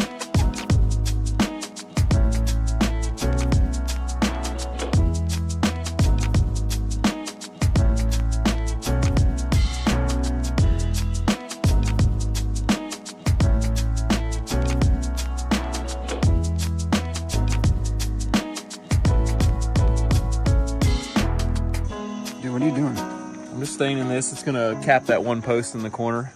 Oh, I thought Jamie was gonna make one. Exactly. That's why I bought this for $15 at Lowe's, so he didn't spend 5 days making one in the shop that would cost us $500. But it'd be so nice. It would, but you look at this. It's done and it costs $15 instead of $500. You know, see? Pull up, huh?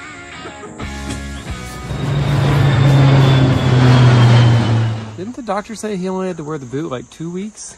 How long's it been, Ray? Is this true? No, I can't walk for 6 weeks. Dude, I saw him up walking around behind the truck without the boot just fine. And then he puts it on and comes over here and acts all like he can't walk. Whatever. I don't know. Talk to Jared.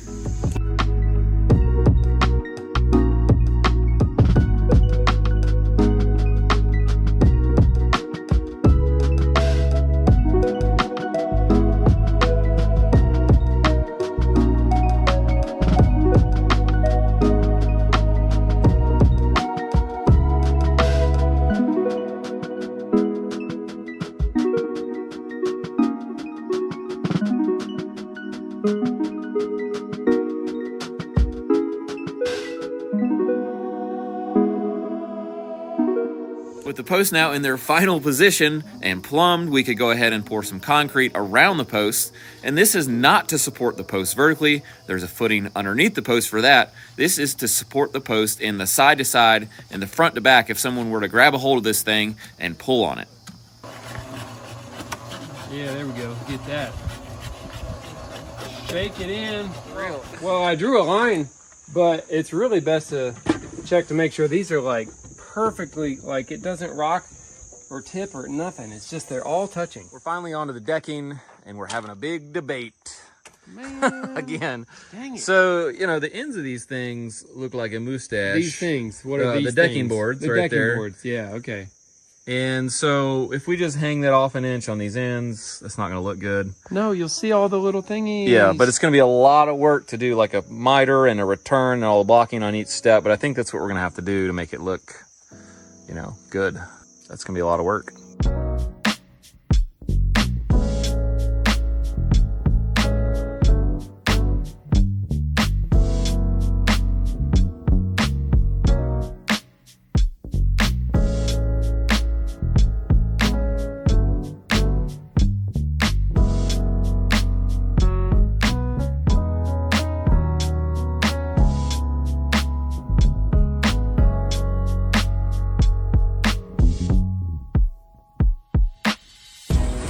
Oh, that one's pretty freaking good.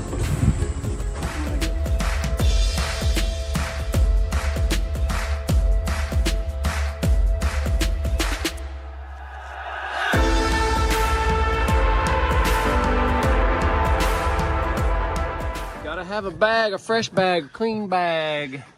See, the thing is, there's a lot of dust in that house, all right?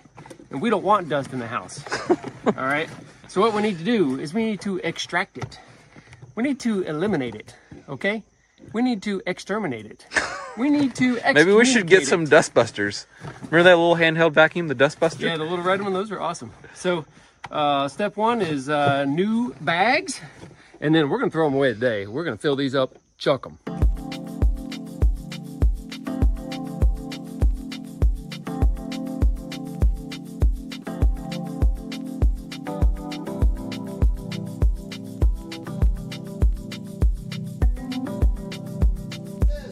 What are you doing with the Sawzall?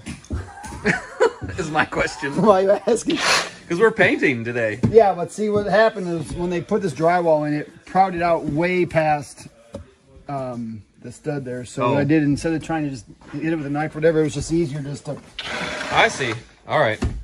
I'm going to be putting you on safety patrol with Jason. Just kind of follow him around. It's usually what I do anyway.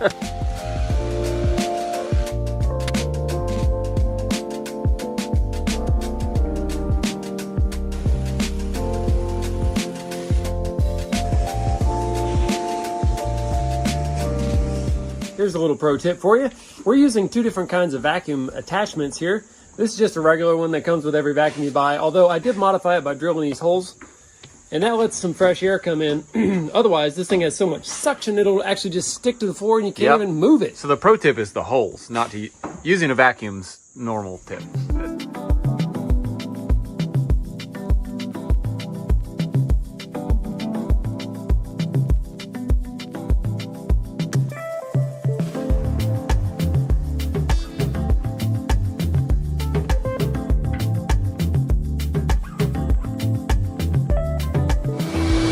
Yo! Dude, what are you doing, bro? I'm getting old, man. You can't do that anymore. Yo, Anton up here? Who? Anton? Yeah. You new guy? Yeah. You know, I asked him to do something. You know what he said? What? Yes, sir. Yes, sir. How are you, sir? You want to grab that other vacuum bringing up? Yes, sir. I can't, dude. I can't. That close! I can't, dude. I'm sorry. I can't. We probably bought 4 or 5 vacuums, 4 or 5 guys. This is like cleaning the dirtiest house you've ever seen kind of job. Yep, we got it done before lunch with everybody here. And now we're gonna prime. Here we go. Ooh, did you see that? Let's see what's in here. See if there's any crud in there. It doesn't look too bad. Finally got it figured out here. I think that is the problem. Piece of trash, That small piece of something. whatever it was in the intake of the machine where there's a ball that seals so that it can have suction. No seal, no suck. Okay.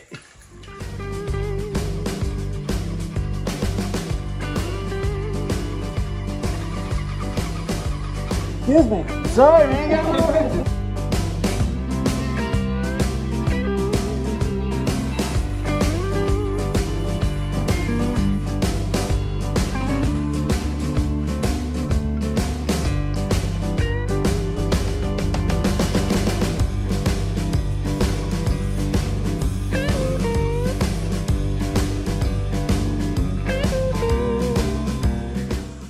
I wish I could wear glasses or goggles, but it's just like instant a whiteout, you know? Yeah. So you just got to take it like a man. Is it 5 o'clock yet?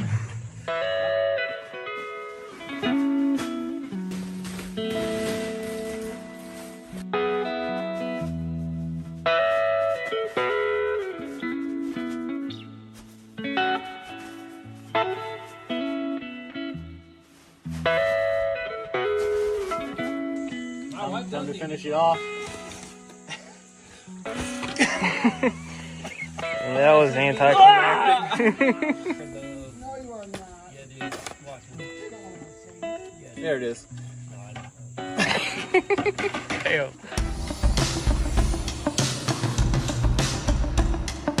What's that angle? Say 45. It's some weird angle. Jason, that's some weird angle. Hey, it's about to happen though. We're gonna get a 2-man team here, 2-man team there. Jono and I, 2-man team cutting. Try to blow it out like super fast. Yep. Good to tight. I'm about to top it out. To finish the peak of the ceiling, we're ripping these trim boards and we're ripping a 45-degree bevel on both sides that will match the roof pitch.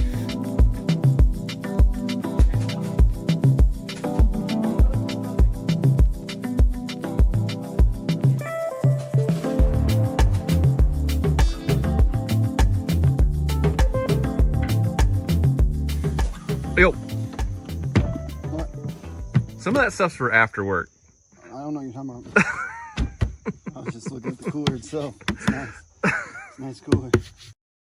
I know this is crazy, but I'm not even mad that he's using my hand plane on a rock right now.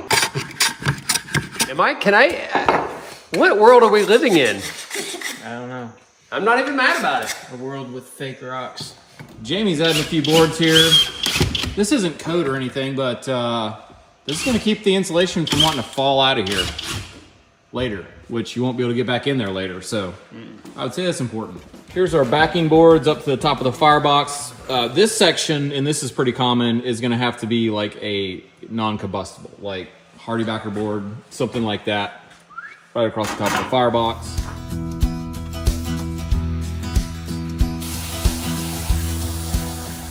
The stonework on this hearth could be done in a lot of different ways, but we ended up with 3 huge pieces of stone, big enough to cover the entire hearth in 3 pieces if we cut them right. So we decided to start with this largest piece and center it up, and we're using a street saw here to cut it to size. After getting the front and back cut parallel, we just used the T-square to mark the 2 sides and cut them.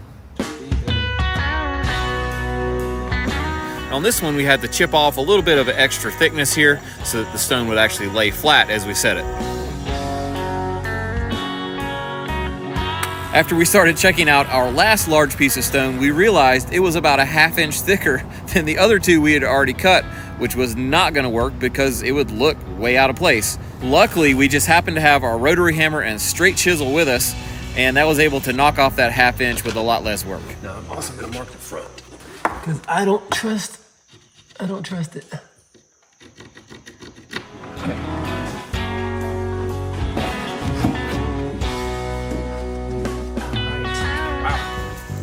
With all of our hearthstones now cut and fitted, it was simply a matter of sticking them down to the hardy backer board and making them level. And we're using large format tile mortar here, or thin set, and we're using a lot more of it than you would on tile, and that gives us a little extra wiggle room to get this stuff really flat. Hey, chisel stone down Hey, there. what? I just was getting Romancing the stone. This is pretty specific to the Evolve stone, but the Thompson's water seal on the cut edge there, we'll show you, just sort of livens it back up, and I chipped that to look all real and stonish again. Wow, look at that. Welcome to the Stone Age. But I got paint. Look, that paint did not dry.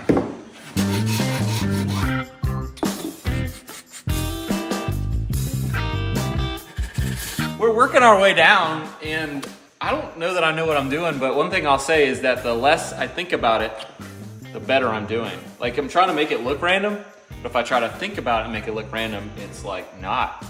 And I'm also trying to make sure it kind of looks like your side, but it doesn't. That's some pretty deep thinking. With a nice wide open area to lay the stone finally, we could really fly here. You can see we're trying to avoid any long straight lines to keep this pattern looking random. And that's how I think it looks the best. I'm thinking I'll put this happy little rock right here. What do you think? Happy little rock? I'm thinking right here, just one little happy little strip right there, a little happy rock right there. That'd be nice. Man, Jamie's getting way too into this. It's like Bob Ross over here. Happy little rocks.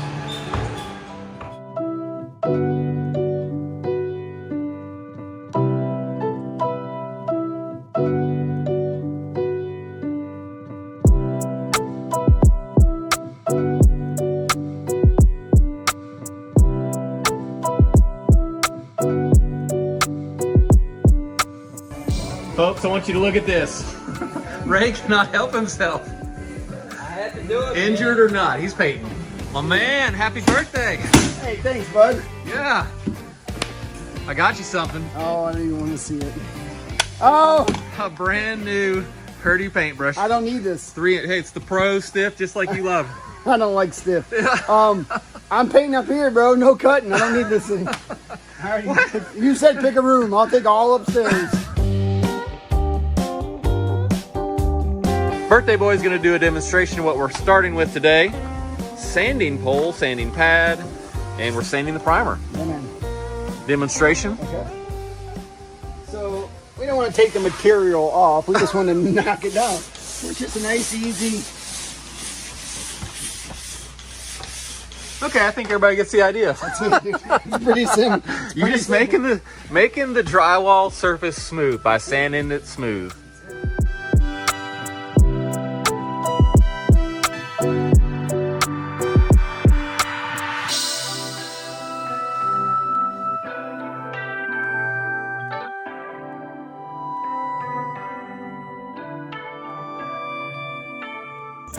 Ray was holding out on us. He's got a power sander in his truck. Is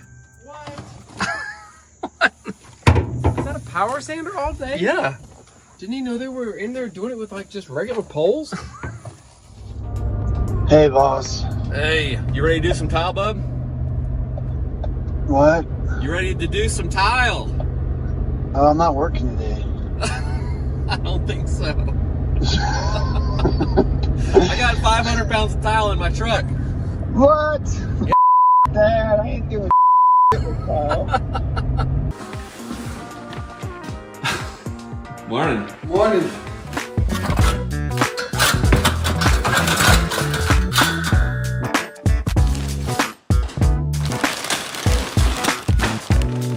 To get going here, I'm trialing the thin set onto the floor, but I'm being careful not to actually cover up my chalk line with that thin set so I can get this first row nice and straight. What's your favorite part about laying tile? Let me think about that for a second.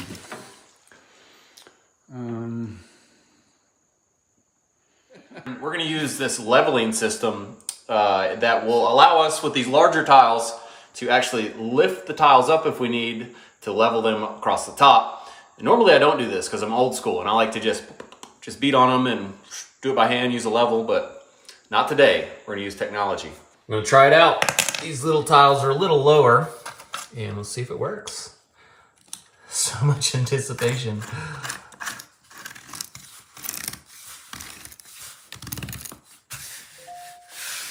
You know what? It worked. Let's see how she fits. Wow. I think it's a perfect fit. Yeah, I've seen better. Y'all don't hear about all the good stuff I do. All you hear is about the bad stuff I do. We're using a 1/2 inch by 1/2 inch notch trowel. Yes. And that's because these are large tiles. Yes. Gives you a little more wiggle room to level them out, or if the surface under is a little up and down. We're using large format tile mortar, which is the thin set. And on a serious note, I really hope these break off later, or else it's gonna look like we got golf tees everywhere. What are we calling So we're calling things? these golf tees because that makes me feel a little better like I'm playing golf instead of tiling. Yeah, but everything would be going to the left though then. All right, nice work, Jono. Yeah, man, thanks. Ray, Jason. What? Boy. What?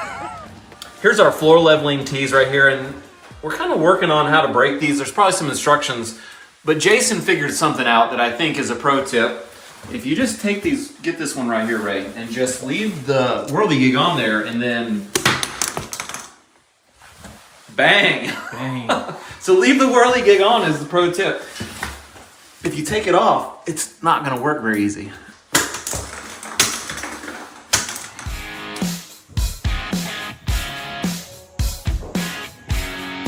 Man, you just never know what you're gonna find laying around here. This thing you can either paint on one end, or you could sweep if you feel like sweeping. I mean, Hey, whatever you feel like doing. whatever you grabs your fancy, you know what I mean?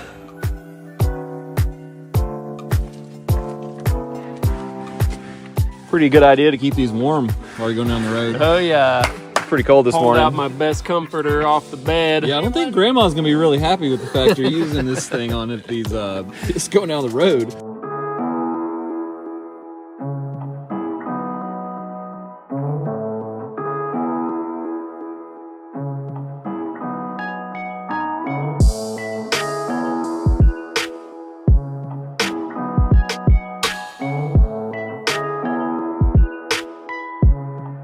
One thing we did here is we set the middle window first, but then we just tacked it with one nail so we could shift it back and forth. And I'm siding up this plane here to make sure, you know, it lines up. And I'm gonna have to bump it this way, the middle one.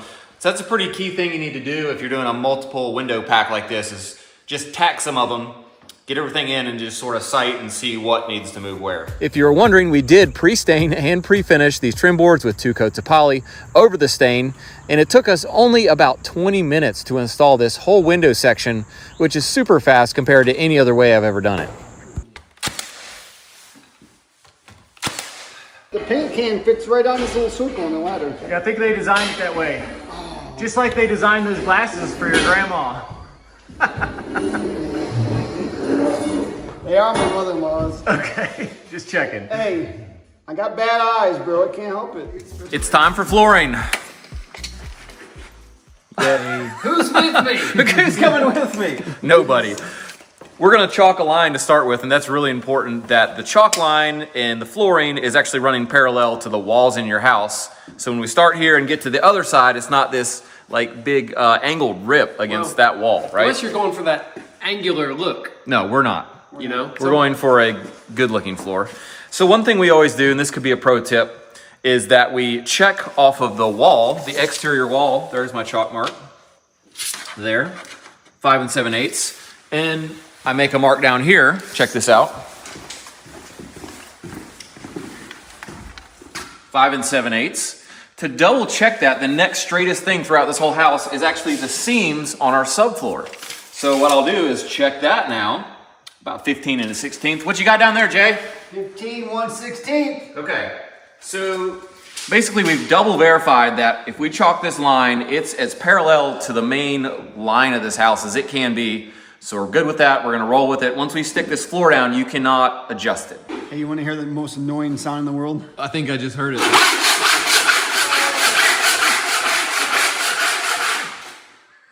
God, that's so loud. What?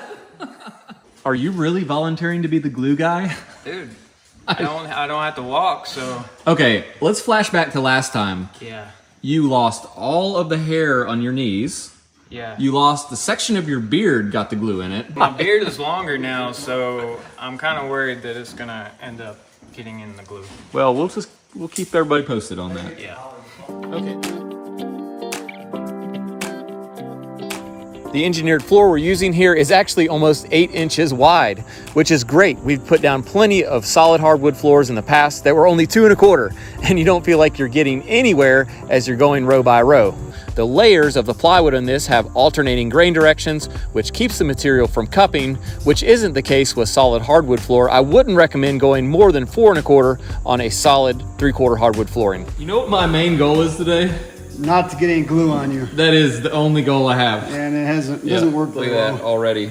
Once it gets on you, it just like multiplies.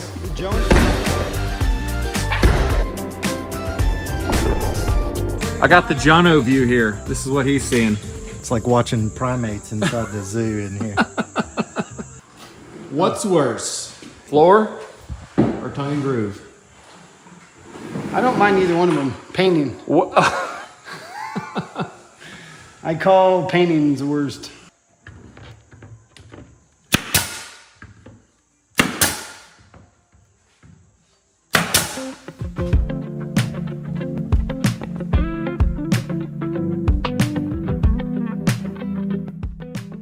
there was this daddy long legs, and he just he kept getting in the glue. We kept He setting couldn't him walk. out, He had glue on the end of his leg, and he was just like kept dragging. coming back for more. So I broke off just a little bit of his end leg so he could walk, and then I put And him. then he walked and then he walked right back in. into it. Dude, he was a glutton for punishment. I don't know. He just missed us or something. What do you think? I think it's going to be awesome. I think his back might be hunched over. He might be like the Notre Dame after today, but we'll see how that works I gotta out. get this back though. This is how I hang out in my garage and edit videos on this thing. The funny thing is that he's not even joking. That's really how he does it. What's up, boss number one? How's it going? Now we're talking.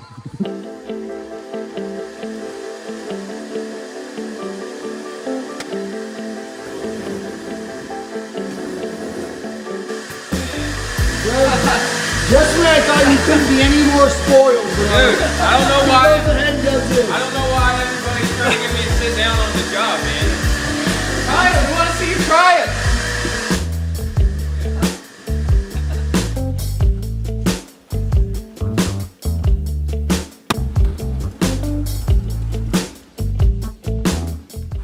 All right, bring me aboard. Let's go. I'm waiting on you, bro. Get out of my way. Look who has the trout in his hand. Smooth that out, Jay. Oh, Dude, that hair is gone. Dude, I am so sorry. How does that look? Are we good? Looks perfect. You love it? I love it. Little touch-up paint, no big deal. Now it's not gonna work for us. What we have to do, and you might wanna do the same thing, because this happens all the time, is actually put a piece of trim right there. Got it. Now, what do you think of that? Is that a little better? I don't know. I mean, All right. Just whatever. positive. Stop going in. Oh yeah, did you see it pull down there?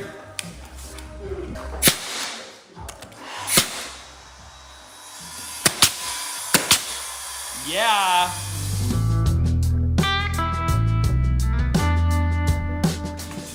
Hey, your shirt's inside out. No, it's just faded. No, it's inside out. Look. No, it's faded. Look, that's inside out.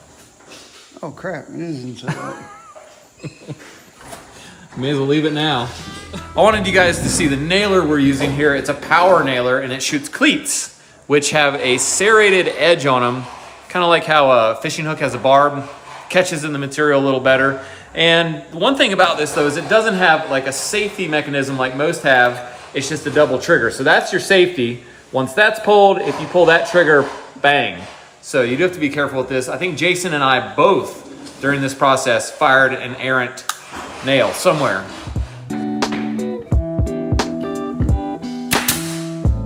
Look at this guy. I think he can just jump in here and be the glue guy. I got it, bro. Last row. Where's Ray though? He's done. You said my job's done. Oh, My glue butt's, guy's done any bails? my butt's killing me. He said he's drinking IPA already. I think him and John are drinking beers already. Good for him. So you built this entire frame in one piece. Are you a glutton for punishment? Do you not remember guess. the outside frame? I won't lie, I'm getting a little nervous now, because if it doesn't fit this time, I just don't know what to say. If you guys don't remember or didn't watch the other video, basically Jamie was like, wop, wop, wop, this is gonna fit in one try. I'm the man. This is gonna be awesome. Embellishment. And then the thing didn't fit. And so that was the outside trim. Now he's got this built. And it's been this whole debacle to get it here. It's now almost noon. It's all worth it. Well, it's really gonna be worth it if it doesn't fit. If it doesn't, well, I don't know. Get out the gasoline. It's some good entertainment, I guess, but I do want it to fit. All Pretty right, bad. let's try it.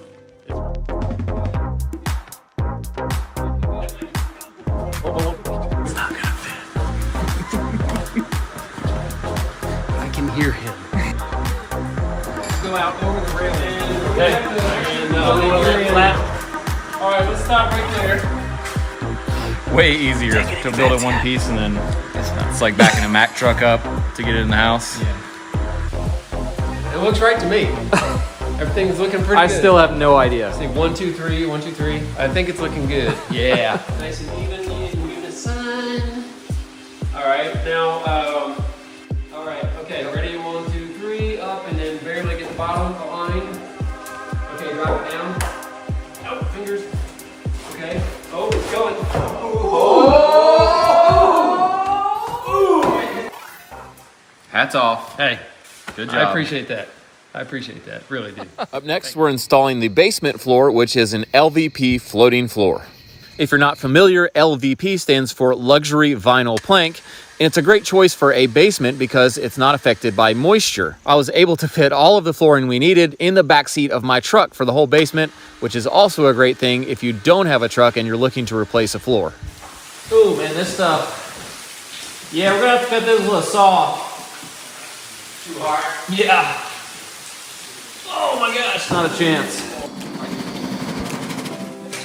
Since this is a floating floor and it doesn't attach to the subfloor or concrete in any way, only to itself, the installation is a lot different than our flooring upstairs. One main difference is it's really hard to keep these first few rows that you're laying from moving all around while you're putting the next few rows onto it. We did put a spacer in to keep things off the door jamb, but I'll show you what we did elsewhere. We've got our section here parallel to our finishing wall there, and it's hard to actually screw something down to hold this because it's concrete. So I'm just gonna weight it down with a bunch of these boxes so it doesn't move now. And we've got a line drawn, so I think that's gonna work.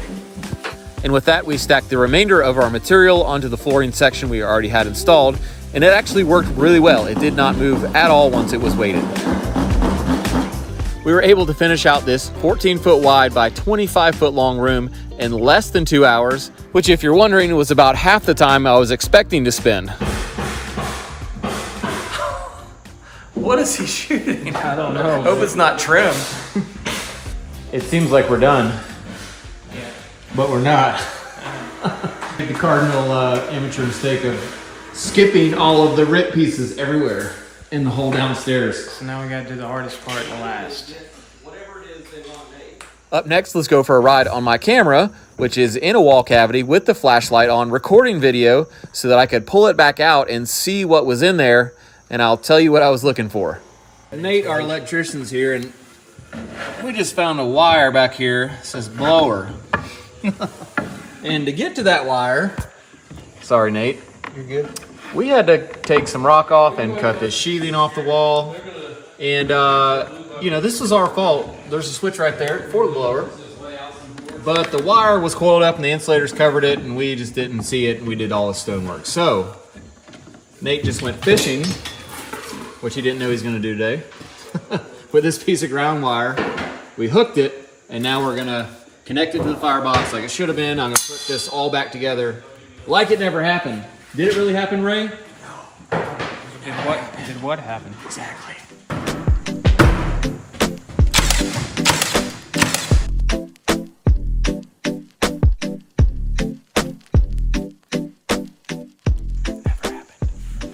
So Jonathan gave us his stud finder, but Don't do it. not sure if it works. I don't think you need to do it again.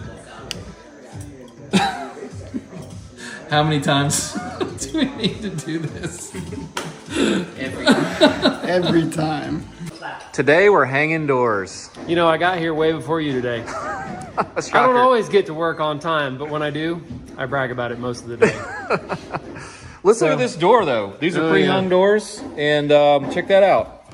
Yeah, that's the way it came, and we thought it was loose, but actually that's where it was nailed. Yeah. So if you're gonna get pre-hung doors, we already got a pro tip. Check them out because you know they may need some attention before you hang them. I hate to say it, but you should expect out of 10 doors, about 3 of them are gonna need some work before you can hang them.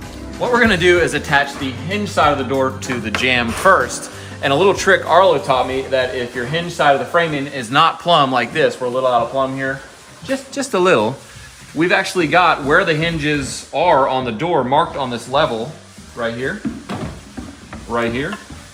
and right there. So I'm gonna go ahead and shim for the door before the door is here. That makes it a lot easier.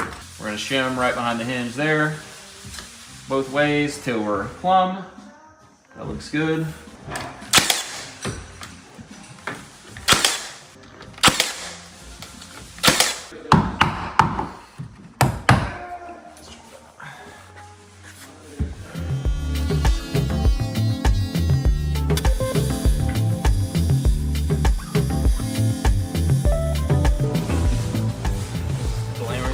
It's a glamour shot. You look comfortable. Something else important for door installation, I think, is that the door is actually spaced off the floor the right amount. And in a room like this, in a room like this where there's no return vent in this room, this 3/4 of an inch right here is gonna allow air to get pulled out of this room to the return and actually keep this room from getting stuffy. So I always err on the side of actually leaving the door up a little more. That'll actually help it to clear any throw rugs. You ever had a door where you opened it and it just like wadded up a throw rug? Oh yes. Just doing my favorite. So you're doing the brush it on, rag it off move. I don't know, something like that. It looks beautiful. And you're getting so good at this painting and staining stuff. You're gonna be my new guy. Shut your dirty mouth. Hey, stain guy, really? Get a rag, quick. Oh my, this is how you want to stop staining right there. I don't have a rag, bud. There we go. I'm trying to get a rag.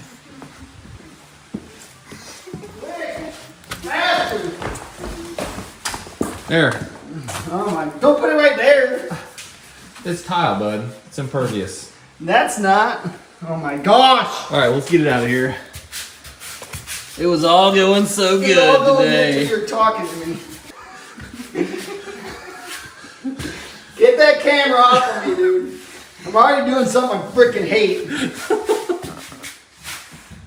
Well, on the good news, we are home early because we don't have any more stain. Like it never happened. Nothing ever happened. Oh, it happened. I'm here for the rest of my life. From you.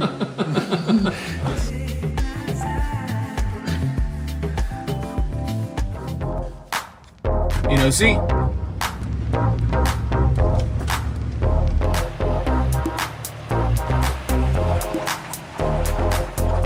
Dude, we got to get into cabinets. Did you see this trailer? It's powder coated. I'm a little So jealous, nice, actually. I guess these guys go big or go home. This thing's huge.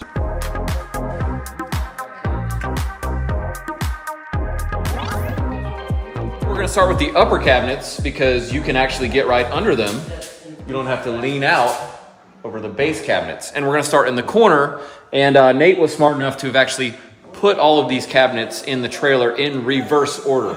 If you use a standard drill with a chuck, you're gonna potentially rub the finish off your cabinet. In this case, the tops are finished because you can see them from the loft. That'd be a big no-no. Instead, we're using this impact where there is no like external chuck thing, and we've extended the bit to get a nice low angle, right? And there's no chance of me skinning the cabinet with this drill. It's like you're on TV. Man, I'm on TV. Hi, Mom. Hey, what's going on, man? Well, we got a pretty detailed project in here putting the cabinets in. So, Oh, y'all doing cabinets? yeah, so I'm going to stick you on baseboard, you and Ray on baseboard today. Okay. Do you not watch our channel, bro? Dude, we're cabinet makers. Dude, baseboards was like last year, bro. We're up to cabinets now. Okay, well, today, No. No. Dude, anyone can do baseboard. That means you can do baseboards. That's crap, dude.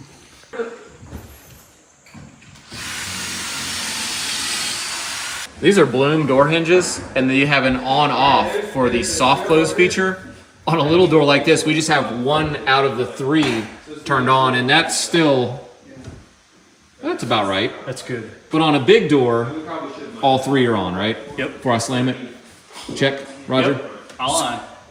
So I can try that. So those are nice. Oh, wait, we put it in the wrong hole. Or I did. I put it Are you joking I me? put it in the same hole.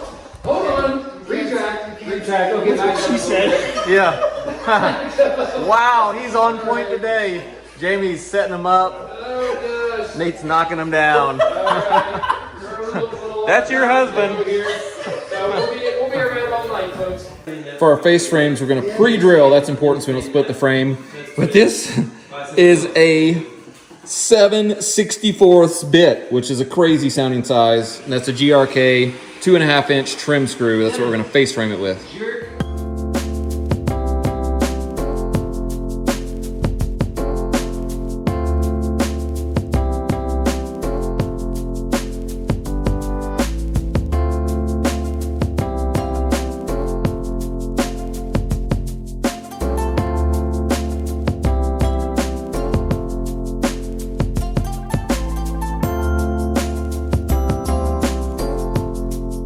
So you've worked with the Perkins Builder Brothers all morning. Are we? what you thought? Or are we like not even carpenters? What do you think? This is like a comedy. That's weird. I was thinking the same word. I really was. I'm not really sure if it's a comedy of errors yet. I was thinking like but professional, amazing, streamline. However, the nice thing about it is because I am a professional cabinet maker, not everything goes right the first time. Really? So I'm glad to see that you guys experience some of that too. Never. It's never happened. Baseboards. Where's your car though, bud? Over here because the cabinet guy's more important than I am. His car's like a half mile down the road. That's what happens when you come late. One add-on piece of hardware in this blind cabinet for the base that I was completely enamored with was this slide-out shelf by Rev-A-Shelf. This thing is shaped where it can slide in and out and not touch the sides, and it just looked so cool that I had Nate slide it in and out like 10 times, and he was like, dude, that's enough. But anyway, I liked it. Just one more time for good measure. For this cabinet, we had to deal with this toe kick vent, which the heat and air guys left a little long, which is good, but we want it to come out exactly flush with the front of our toe kick on the cabinet, so we had to trim it back a few inches in place, which is a little tricky, but again, better than being short.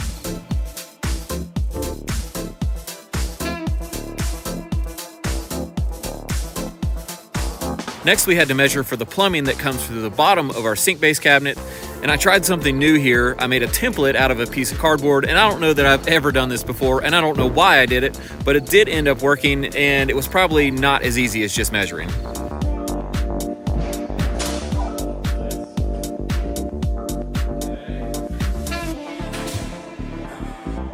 With our plumbing locations marked in the bottom of the cabinets, we could go and drill them out.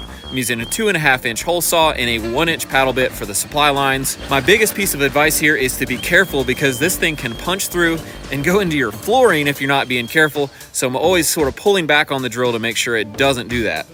Our final bit of fitting for this cabinet is to cut out for the toe kick vent, and there is a finished piece of toe kick going over this. We don't have to be super careful, but we want to get it pretty close. How's that baseboard going? Jason! How's that baseboard going? Going good? We're not really talking to you right now. We've all just decided that we would vote whoever would get rid of Phillips head screws president of the United States. Yes. No more Phillips heads, only Torx bits. Wow. Now that's an America I could live in. That's really a platform I can get behind. Absolutely.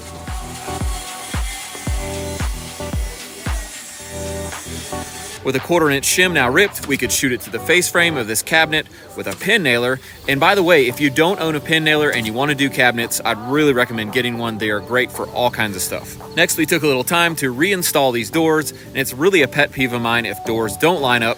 These types of hinges are adjustable up and down and left and right, which is great. We also installed some shelving here, so that was done.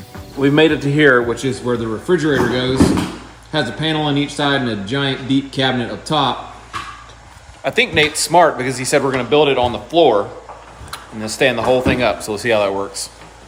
Nate did a lot of planning ahead for us so that we had all of the filler strips and things we needed to attach these panels to the upper cabinet without having to make any pieces, which saved us a ton of time. And with the unit assembled, we could stand it up and slide it against the wall and attach it to the other cabinetry. It's a pretty banging kitchen. Yeah, babe. Real nice. Crown molding. Crown molding, light rail. Got a big island right here in the middle. Dude, that's the best place for that island. I love when they put that island in the middle. We're gonna do a little segment highlighting some of the ingenious job site tools we have here at the Perkins job site. Today, we're gonna look at the vacuum we have, which is nothing too special. Fancy. There it is. Shop vac. But, let's check out the hose. All right, stretch that thing out, Jay. Keep going. I'm just gonna vacuum downstairs. I'll be back. A little segment called Hose Is So Long. Look at this thing. Whoa. Wow.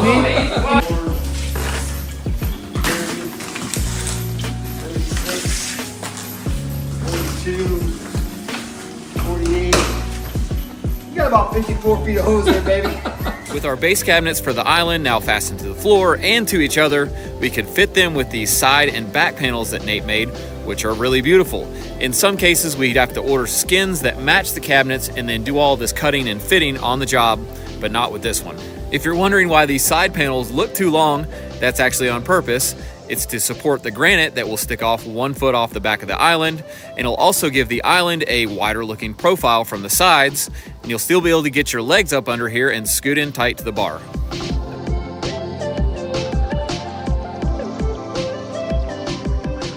This set of cabinetry in the basement is a wet bar, and it's gonna have under cabinet lighting, a sink, a mini fridge, and I think a kegerator coming through the wall. Pro tip, if you're using a hole saw like this, the pilot bit sticks out further than the rest of the hole saw. So what I'll do is pilot through the back of the material, and then I'll switch and go like this way so I don't get tear out on the inside, the visible part of the cabinet. Jay here with a little pro tip. So when drilling holes for your piping there, what you want to do is you want to just get the pilot started through the back so that you can see it inside. Because if you just ram this thing right through, it's going to blow out the back, you're going to see that. So if you just get a little bit started to where you can see the hole, you can come around the front and finish the hole from the front, and that way it's a nice clean cut. Little pro tip, if I didn't know that one. That was the exact same pro tip I just gave right before you did that. Come on, bro, why don't you say something then? I just wanted to see if you knew. Whose was better? I think yours was better. Yeah. What? Thank you very much. Okay, come on back. Oh! Wow! Oh, a top on that. Nice. And look, the kick even misses our flooring. Bro, I'm telling you. Well, what are you gonna do with that? We're gonna have to put a little piece in there later. We can't set these on top of the flooring. It's this floating floor. Now I'm going back bevel a little bit on purpose here. Yeah, I thought I was doing a good job, but Jamie's like, "Now give me that thing." I can't let you have all the satisfaction of this little job.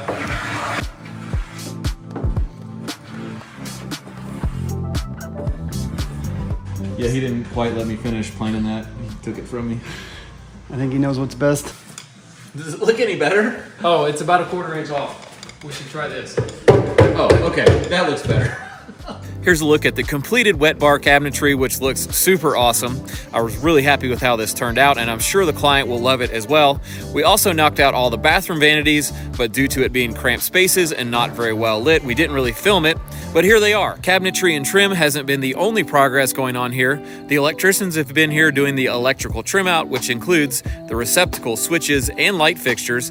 And this was the coolest light fixture of the kitchen island, which is lights hanging from a giant chunk of wood. These guys also got the electrical panel trimmed out so that we could call for a temporary CO and get our permanent power hooked up and turn all the lights on for the rest of the finish of this house.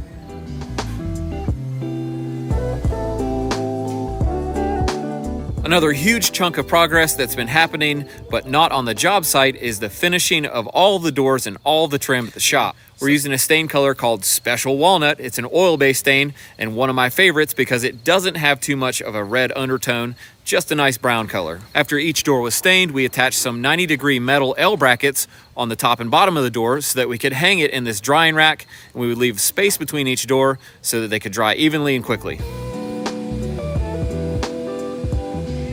After the stain was dry, we came back with 2 coats of matte polyurethane finish, water-based, sanding between coats, and these doors are finally ready to install. We followed the same process as the doors with about 75 1x4 spruce boards, 16 feet long. This is all the baseboard for the house. And this would be a mind-numbing job by yourself, but with a couple of your buddies, you can knock it out fast and actually have a pretty good time. As you can see, our project is really starting to wrap up now. This is the master bedroom, which is pretty much done now. It has floors, trim, doors, even doorknobs. The only thing it's lacking is the final coat of paint, and we're gonna do some touch-ups where we've nicked the wall, doing all these other processes. We say hi, Viz.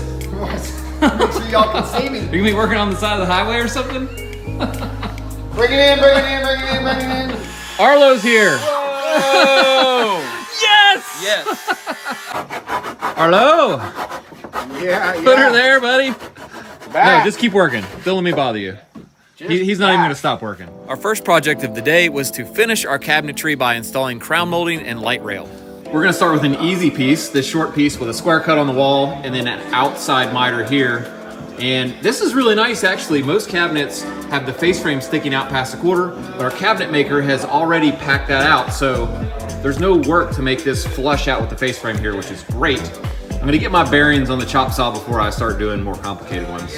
This is our crown molding, and I think more specifically, it's a cove molding because of the shape of it. Our cabinet maker made these out of oak, and we're gonna cut them on a chop saw, a miter saw. I'm just gonna slot it in till the 52 degree is against my backstop. I'm gonna turn on a 45, and I'm gonna chop, and that should give me the correct compound miter for that 52. You can also cut it flat and set the saw in all kinds of crazy angles that are like decimal points, just so you know. All right, folks, moment of truth. I haven't tested this off camera, so I'm gonna look like an idiot if it doesn't work. But I've done these like I said I was gonna cut them. I got the first 2 pieces, see if it works. After verifying that the lengths of each of these pieces and also the miter joint fit really nicely, we fastened the outside corner using some wood glue and some pin nails. This is a great way to make sure these outside corners won't ever come apart over time. Yeah. I'm pretty impressed with your camera angle there. Yeah, we got a little overhead boom action going on. I gave you a camera, I think. Ratchet strap to the ladder. That's gonna be a great shot, I hope. I hope I hit record. Let's shift gears now and check out the installation of our finished treads, risers, and skirt boards in the stairwells. Me and Ray are down in the basement. The last house that we did, I had a really hard time fitting these skirts in, Ray. Yeah, I know. It was a real struggle. It was like 1/8 of an inch less than we needed the whole way. Yeah. That equals giant struggle. So we left an extra quarter on this one. Show them how the board fits up there, Ray, between the stringer and the drywall. Look at that, it slides up and down real easy. I highly recommend that you do this, leaving a gap so that you have a place for your skirt board to go without having to notch it around the actual stair cutout, because that would be dreadful. Yeah. I would hate it. We gotta sweep all that out, and then we'll be ready to put in the skirt. Arlo is doing something here we do a lot. He's marking the height of the baseboard. It's 3.5 high. We always let this skirt run out to a point to get our fit on the floor. And then what he can do is simply mark wherever 3.5 crosses. There it is right there. And then we're gonna make a vertical cut right there. And then it'll merge into a normal baseboard. We're fitting the skirt boards first, then we're installing the risers flush with our temporary tread, and then we're installing the treads on top of that. These treads and risers are yellow pine, which is the same as our doors, and we'll stain them with the same special walnut stain so that everything matches in the end. What are you doing, bud? Girl, I don't know. Did Jamie ask you to pan across that material? Yes. I told him we got so many freaking clips of wood. Just keep panning. He wants everything. Get it all. There you go. Now we got it. Make sure you get the wood up Yep, against there you the go. house. We got some real epical shots over here. This is what happens when I give Jamie a camera. He Just gives it to film someone else. everything. Do you think it was a huge mistake to give Jamie a camera? Like his own? Definitely. I'm starting to wonder if I'm gonna get that thing back from him right now. You'll get it You're back. gonna get back with about 4,000 videos on Yeah, it. exactly. You're gonna be editing some next Wednesday. Let's see how we did. Okay, oh, we got a tiny little gap. Okay, fair enough. Hey, I'm just showing you. This is what it's really like here. After a quick sand, these treads and risers were ready for stain. We're brushing the stain on and then we're wiping it off with a rag to get a nice even coat, but not too heavy. Real nice. Stairs happening. Nice work, Ray. Or was it you doing it? Yeah. Or was it Jason? What do you think? Jason would have just spilled the bucket at the top of the stairs and let it Waterfall all that run thing down. Yeah. Hey, I'm quantity, not quality. Oh wait, yeah. Waterfall stain man. I mean, I could have done better.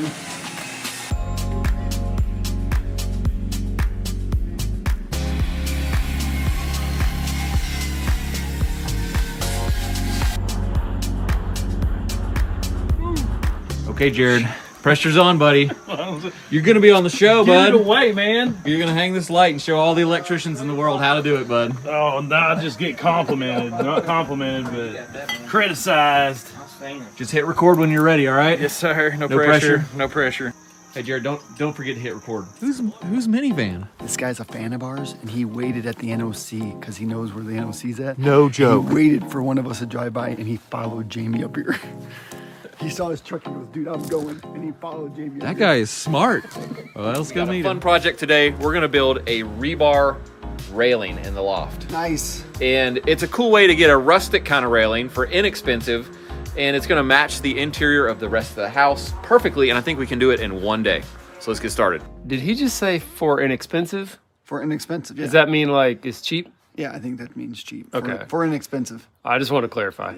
Okay, all right. Right here we have the material for our horizontal rails, our top and bottom members of this railing. It's yellow pine, and it's a 3x8? Yeah. I've never what they seen had. a 3x8 before. With the exact center of this beam now located, it was my job to run a skill saw down the center of these two lines precisely. You can see here I'm clamping against the base of the saw with my fingers to make a little rip guide that's adjustable, and that's a great trick if you need to do a rip that's a little bit varying but mostly straight. I mean, I'm not like a real carpenter, but shouldn't you have cut all the way through it? I mean, that's what I would have done. That's as deep as it'll go. Oh, okay, I got you. Whoa. I'm gonna cut from the other side, bud. No, I'll just chisel that I thing. don't think so. That's You know a what? terrible I think idea. we should sawzall it. No, There you go. I Winner. think we should. Oh, you hold my. Yeah, I'm coming. Wow, you're about to deck that thing. Here we go. All right. Yep. This beam. Yeah. Look at that guy. Oh, That's pretty cool, though. We may have to just totally do a different board. Why? Luckily, we'd bought lots of extra timbers because we sort of anticipated some of them going crazy when we cut them. We had enough to get 4 nice straight ones, which is all we needed. Danielson, sand the floor, sand the floor, sand the floor, Danielson. Wax on, wax on. We're using denatured alcohol and rags to kind of clean the rust off of these and get the kind of grease film off them. But John had a really good point about this rust. Well, the rust will make it look rustic. Exactly. So we're gonna actually leave a little more rust on here. For the rustic effect. Right. After about a good hour of cleaning, we were ready to jump in and start cutting these balusters to length. We're just using an angle grinder with a cutoff wheel here. Now, the real key to making these things look good is the finish. We're gonna use a satin clear enamel. You can pick this up at any automotive store or any box store. And we're gonna do 2 coats of this. This really darkens the material out. You can see after spraying that they look completely different and have a slight sheen to them. Really looks great. They almost look like they're painted black, but they're not. So what we're gonna do is take a punch and put a little dent in the wood where our cross is on each one of these pickets, so that when I start drilling, if the tape goes away, we don't we don't lose the last half hour of our lives and have to do it over again.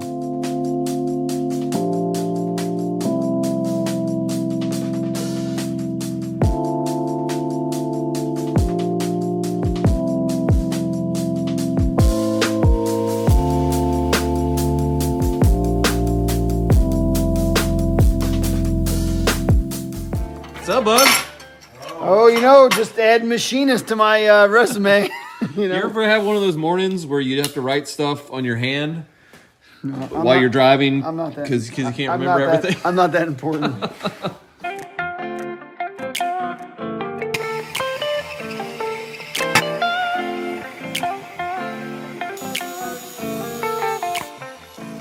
These brackets are a lot of work. Dude, this seemed like a great idea when we first talked about, oh yeah, we'll just weld some brackets together. Yeah, right. Should have said no to the brackets. We've been working on these things for 2 days now.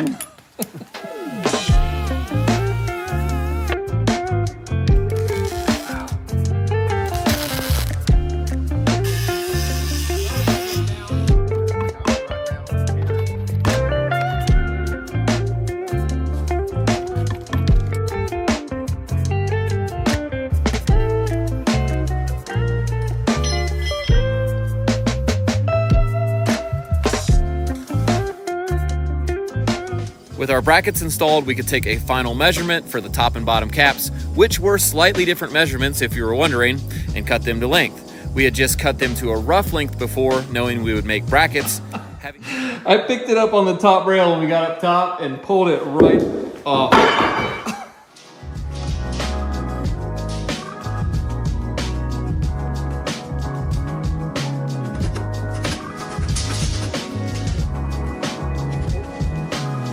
Hey, who am I? Let me pick it up from right here. Yeah. Even though we cut these sections about 1/16 of an inch short of what I actually measured, it was still a real challenge to get them beat down into place. You can see we're using a piece of old trim to protect the top cap as we smack it with hammers to get it down into a final position.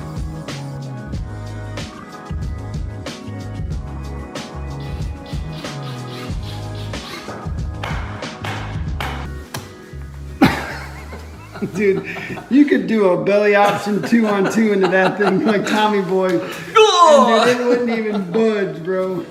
With our last couple fasteners going in, we could finally step back and take a look at this thing, and I think it turned out great, even better than I expected, which is always a great feeling. I can't believe you let that railing fall apart. Bro, I told you down here, whatever you do, don't grab it by just the top. And what do? Grab it by the top. I told you those rebars weren't gonna hold it. How's it going, bub? You look like you're having a blast in there. I mean, I couldn't think of a better thing to be doing than sitting on my knees in a shower tiling. Hey, we got the wizard here, though. Is he telling you what to do? Yeah, no, I'm just trying to be quiet. The surface that we're tiling to here is 1/2 inch hardy backer. After installing that, we sealed all of the screw holes and the seams with mesh tape and thin set, and then we rolled on 2 coats of this rubber membrane, and that's the green stuff you see. And putting all that together, you'll actually get a pretty waterproof surface underneath the tile, which should be pretty waterproof once it's grouted as well. This is going to be a really tricky cut around the profile of the front of the shower. Yeah, Arlo is going to cut a piece of cardboard the exact same size as a tile. We're going to cut the piece of cardboard to fit, then we're going to trace it on a piece of tile. It's going to be magic. There's our next cut. Good luck with that, sir. What in the world is this crap? It's your template. Dude, that's the nastiest looking thing I've ever seen.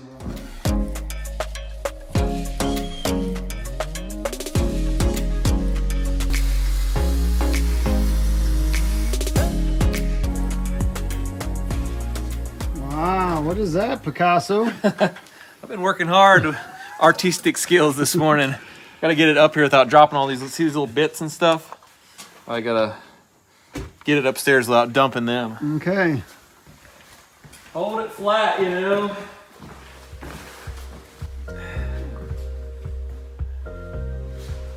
Meanwhile, Jamie was finishing up the tile on this sloped ceiling, which I was a little worried about. I've never really tiled a ceiling, so I wasn't sure how well it would stick or if it'd want to come off. I mean, we're surprised actually how well it's sticking. We did maybe make the mud a little thicker. Stickier. Stiffer. We didn't do anything special, but just put a little less water. Yeah. It sticks. Pretty nice. I mean, watch. Hey, but I am, doing that. Quite a good bit there. With the ceiling finished, the only job left on laying tile here was to get this river running through our shower. And this fits the mountain motif pretty well here. This is exactly the kind of stone you'd find if you went down to the creek and grabbed a handful off the bottom. Jamie's using little pieces of cardboard as spacers for these little bits of stone that have to go around the top and bottom. And he's also using bits of cardboard to space some of the pieces that are glued to the mosaic to get them spaced properly and match everything else.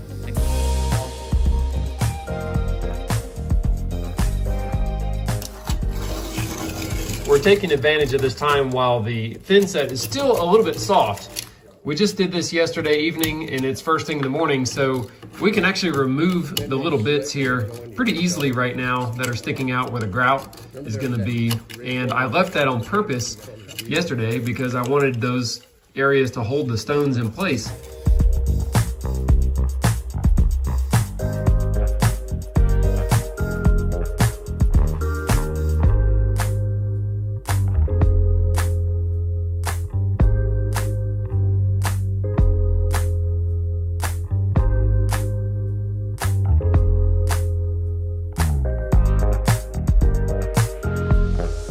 Blue tape. Oh, shoot. Got some shims. Will that work? Got a Milwaukee. Well, blue. Wait, I got blue. no. That's a strap. It's always like Christmas at the job site till you realize what you're opening is a bunch of work. Yeah, this is not. This feels like These look like you're Scrooge. Yeah, these are like. Oh my gosh. You can't. If you want to check these out, these should be pretty easy, and the reason is there's lots of coverage from the knob itself on the hole. So if we're not exact, we got a little wiggle room. Yeah, those are. Oof. And I would tell you this out of these kind of things, I'd be careful of stripping them because. Yeah. I've had that happen. You know, you're trying to straighten it and it strips the screws or whatever. That's common. How many houses are we doing? 80. Seriously, come on, dude. There's like 6 in there. No, John and I counted like 41, didn't we? Something like that.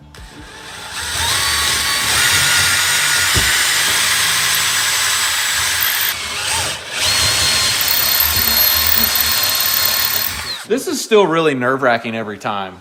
It's kind of a stressful thing to drill holes in like $20,000 worth of cabinets, and you know, on a Monday morning. Yeah, exactly. That's why you're on the drill, bub. Yeah, I know. I'm on the hand screwdriver. I think if you just push it harder, it'll go. I don't know what to do there. We should have checked that. Vertical. Could get like just one little knob.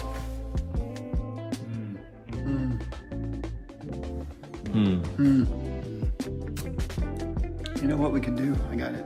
You could probably get like a little knob. It's a great idea. We should just get a knob. Here we are again, me and you. The over the range. Yeah. Whatever it is, that's us. I don't like this pattern that's forming. Remember the last one had 2 blowers. Remember that? Yeah. On the mountain? And we put them in twice because we put them in backwards the first time. We're gonna put this in and hopefully it's gonna go good. Step number 1. Trim the rear wall template along dotted line. Yeah, that's stupid. Why wouldn't they just send it already the right size? Because then step 1 would be no good. 16, 1/8. I think we got it. Okay. See if your walking worked.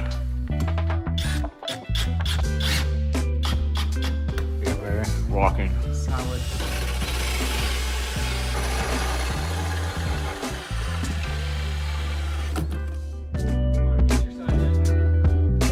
Do not use rack when popping popcorn. Huh. It just blows my mind you can put a metal rack in a microwave and you can't put metal in a microwave. I don't know. I don't understand. NOC. Another finishing touch we can do finally because we have gutters. Finally. Yes. We can put a door in. That's a pretty critical feature to this house is doors. Yeah. Judging by the ladybug invasion. So let's do it.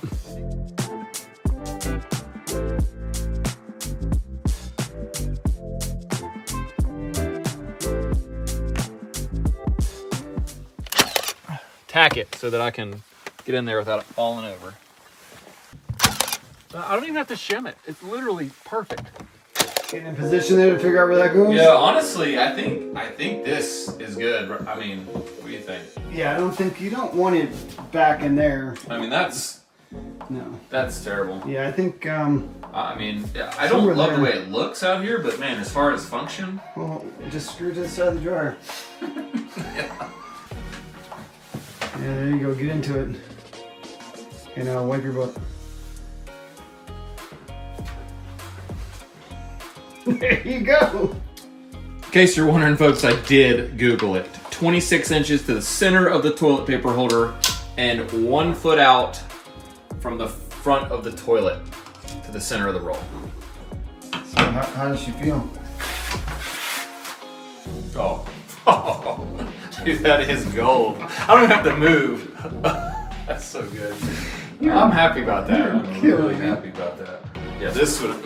See? Oh man, you pull your back out. Right here. So Okay. nice, so nice. Good. I like All right, it. one more. Let's go, bro. It's 5 o'clock. So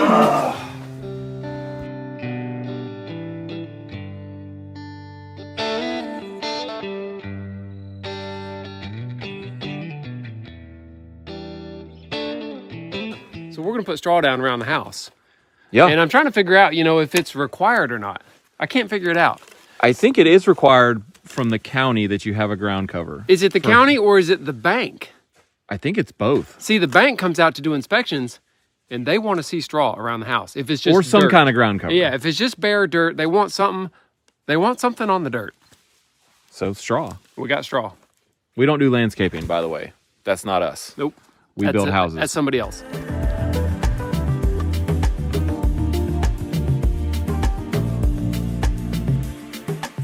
Yo, 52. Yo, 5-2. You got some beers ready for this bar or what? Come on now. I got 2 of my cooler, but that's for right home. Look, I even got my peanuts and some beers, man. Here we go. All of the bathroom vanities in this home also have custom granite tops, and these have backsplashes as opposed to the kitchen where we're going to do a tile backsplash later. And believe it or not, these backsplashes are installed with just a few dots of sealant on the wall. Push the piece tight and it'll never come off of there. This is the drain pipe that goes down to the leach field down there, and it's straight down, so we're trying to get this thing covered up a little better. Wow. Ooh, here's a Trico. He's very against rakes. 80 grand. Ooh, a little steep. That's nothing. That's 2 videos. Sheesh. 50. Here's one for 50. Look at him go over there. I know. Dude, he's a machine. He is, yeah. Shout out to Ace Hardware for selling us completely useless dimension rag. 4 foot long, 2 inches wide. Yep. It's for a shoe shining kit. Kind of is, yeah. Good luck. Wipe my window down. I was like, there's no surface area. Boss, I swear I only used 18 rags.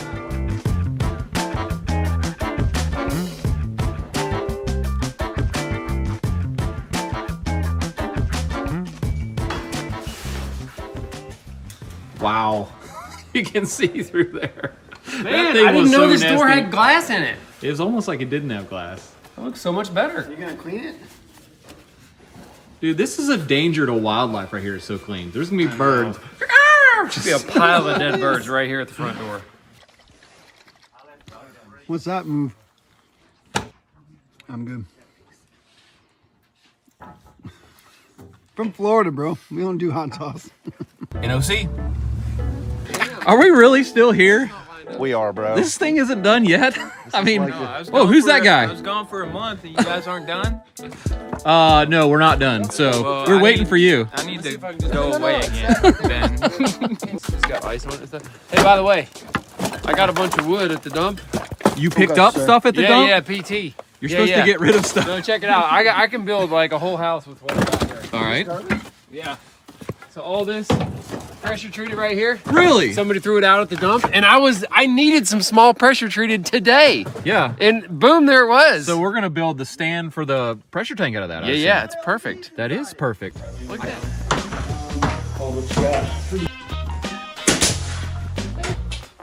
62 and 15. Stuff we gotta get it flat. Yeah, I think we need some more stuff in this bathroom. 2 ladders, 2 guys, guns. I probably stress out more about the finishing up stuff, just because you got to figure out what to do. Like, I know how to build the whole house, frame it, you know. Yeah. That's no problem. It's done. Done did it. And yep. All right. Yeah, just put that on my truck. Well, I guess this is it.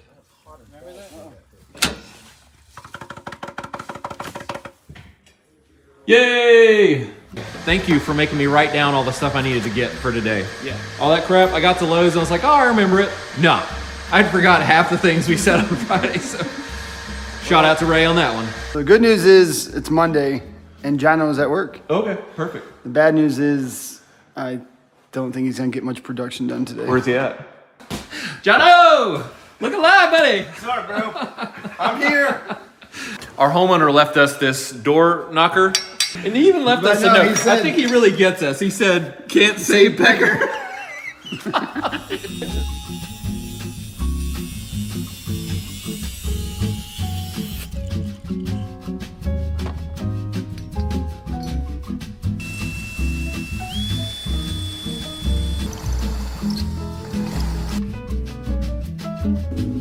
The creature. Love it.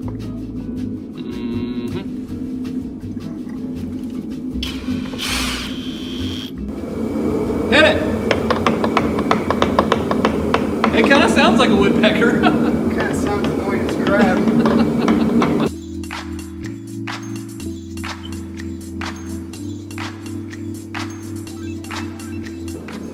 careful. I don't drop the screw. Don't drop the screw.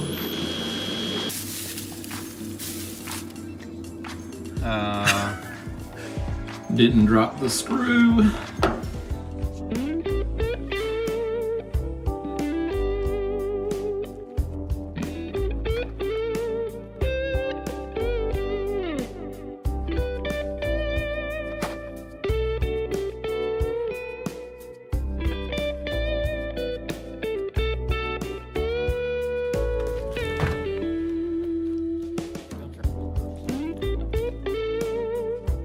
Merry Christmas, Ray. Thanks, man. Always You got wanna your have whole a truck full of junk. I think we're done, guys. So we're gonna show you a few little clips of the finished house. We're not gonna do a whole tour right now because what I've learned over the years is after all the work you put into this place, all the effort, when it's done, it just looks like an empty house. Walls and floors and ceilings. It doesn't really look like a home till the homeowner moves in and puts the things that they love in the home and it looks like someone lives there. So once that happens, we will give you a tour when it looks like home. Thanks for building with us. Appreciate you watching this series. Make sure to tune in because we're starting a brand new house.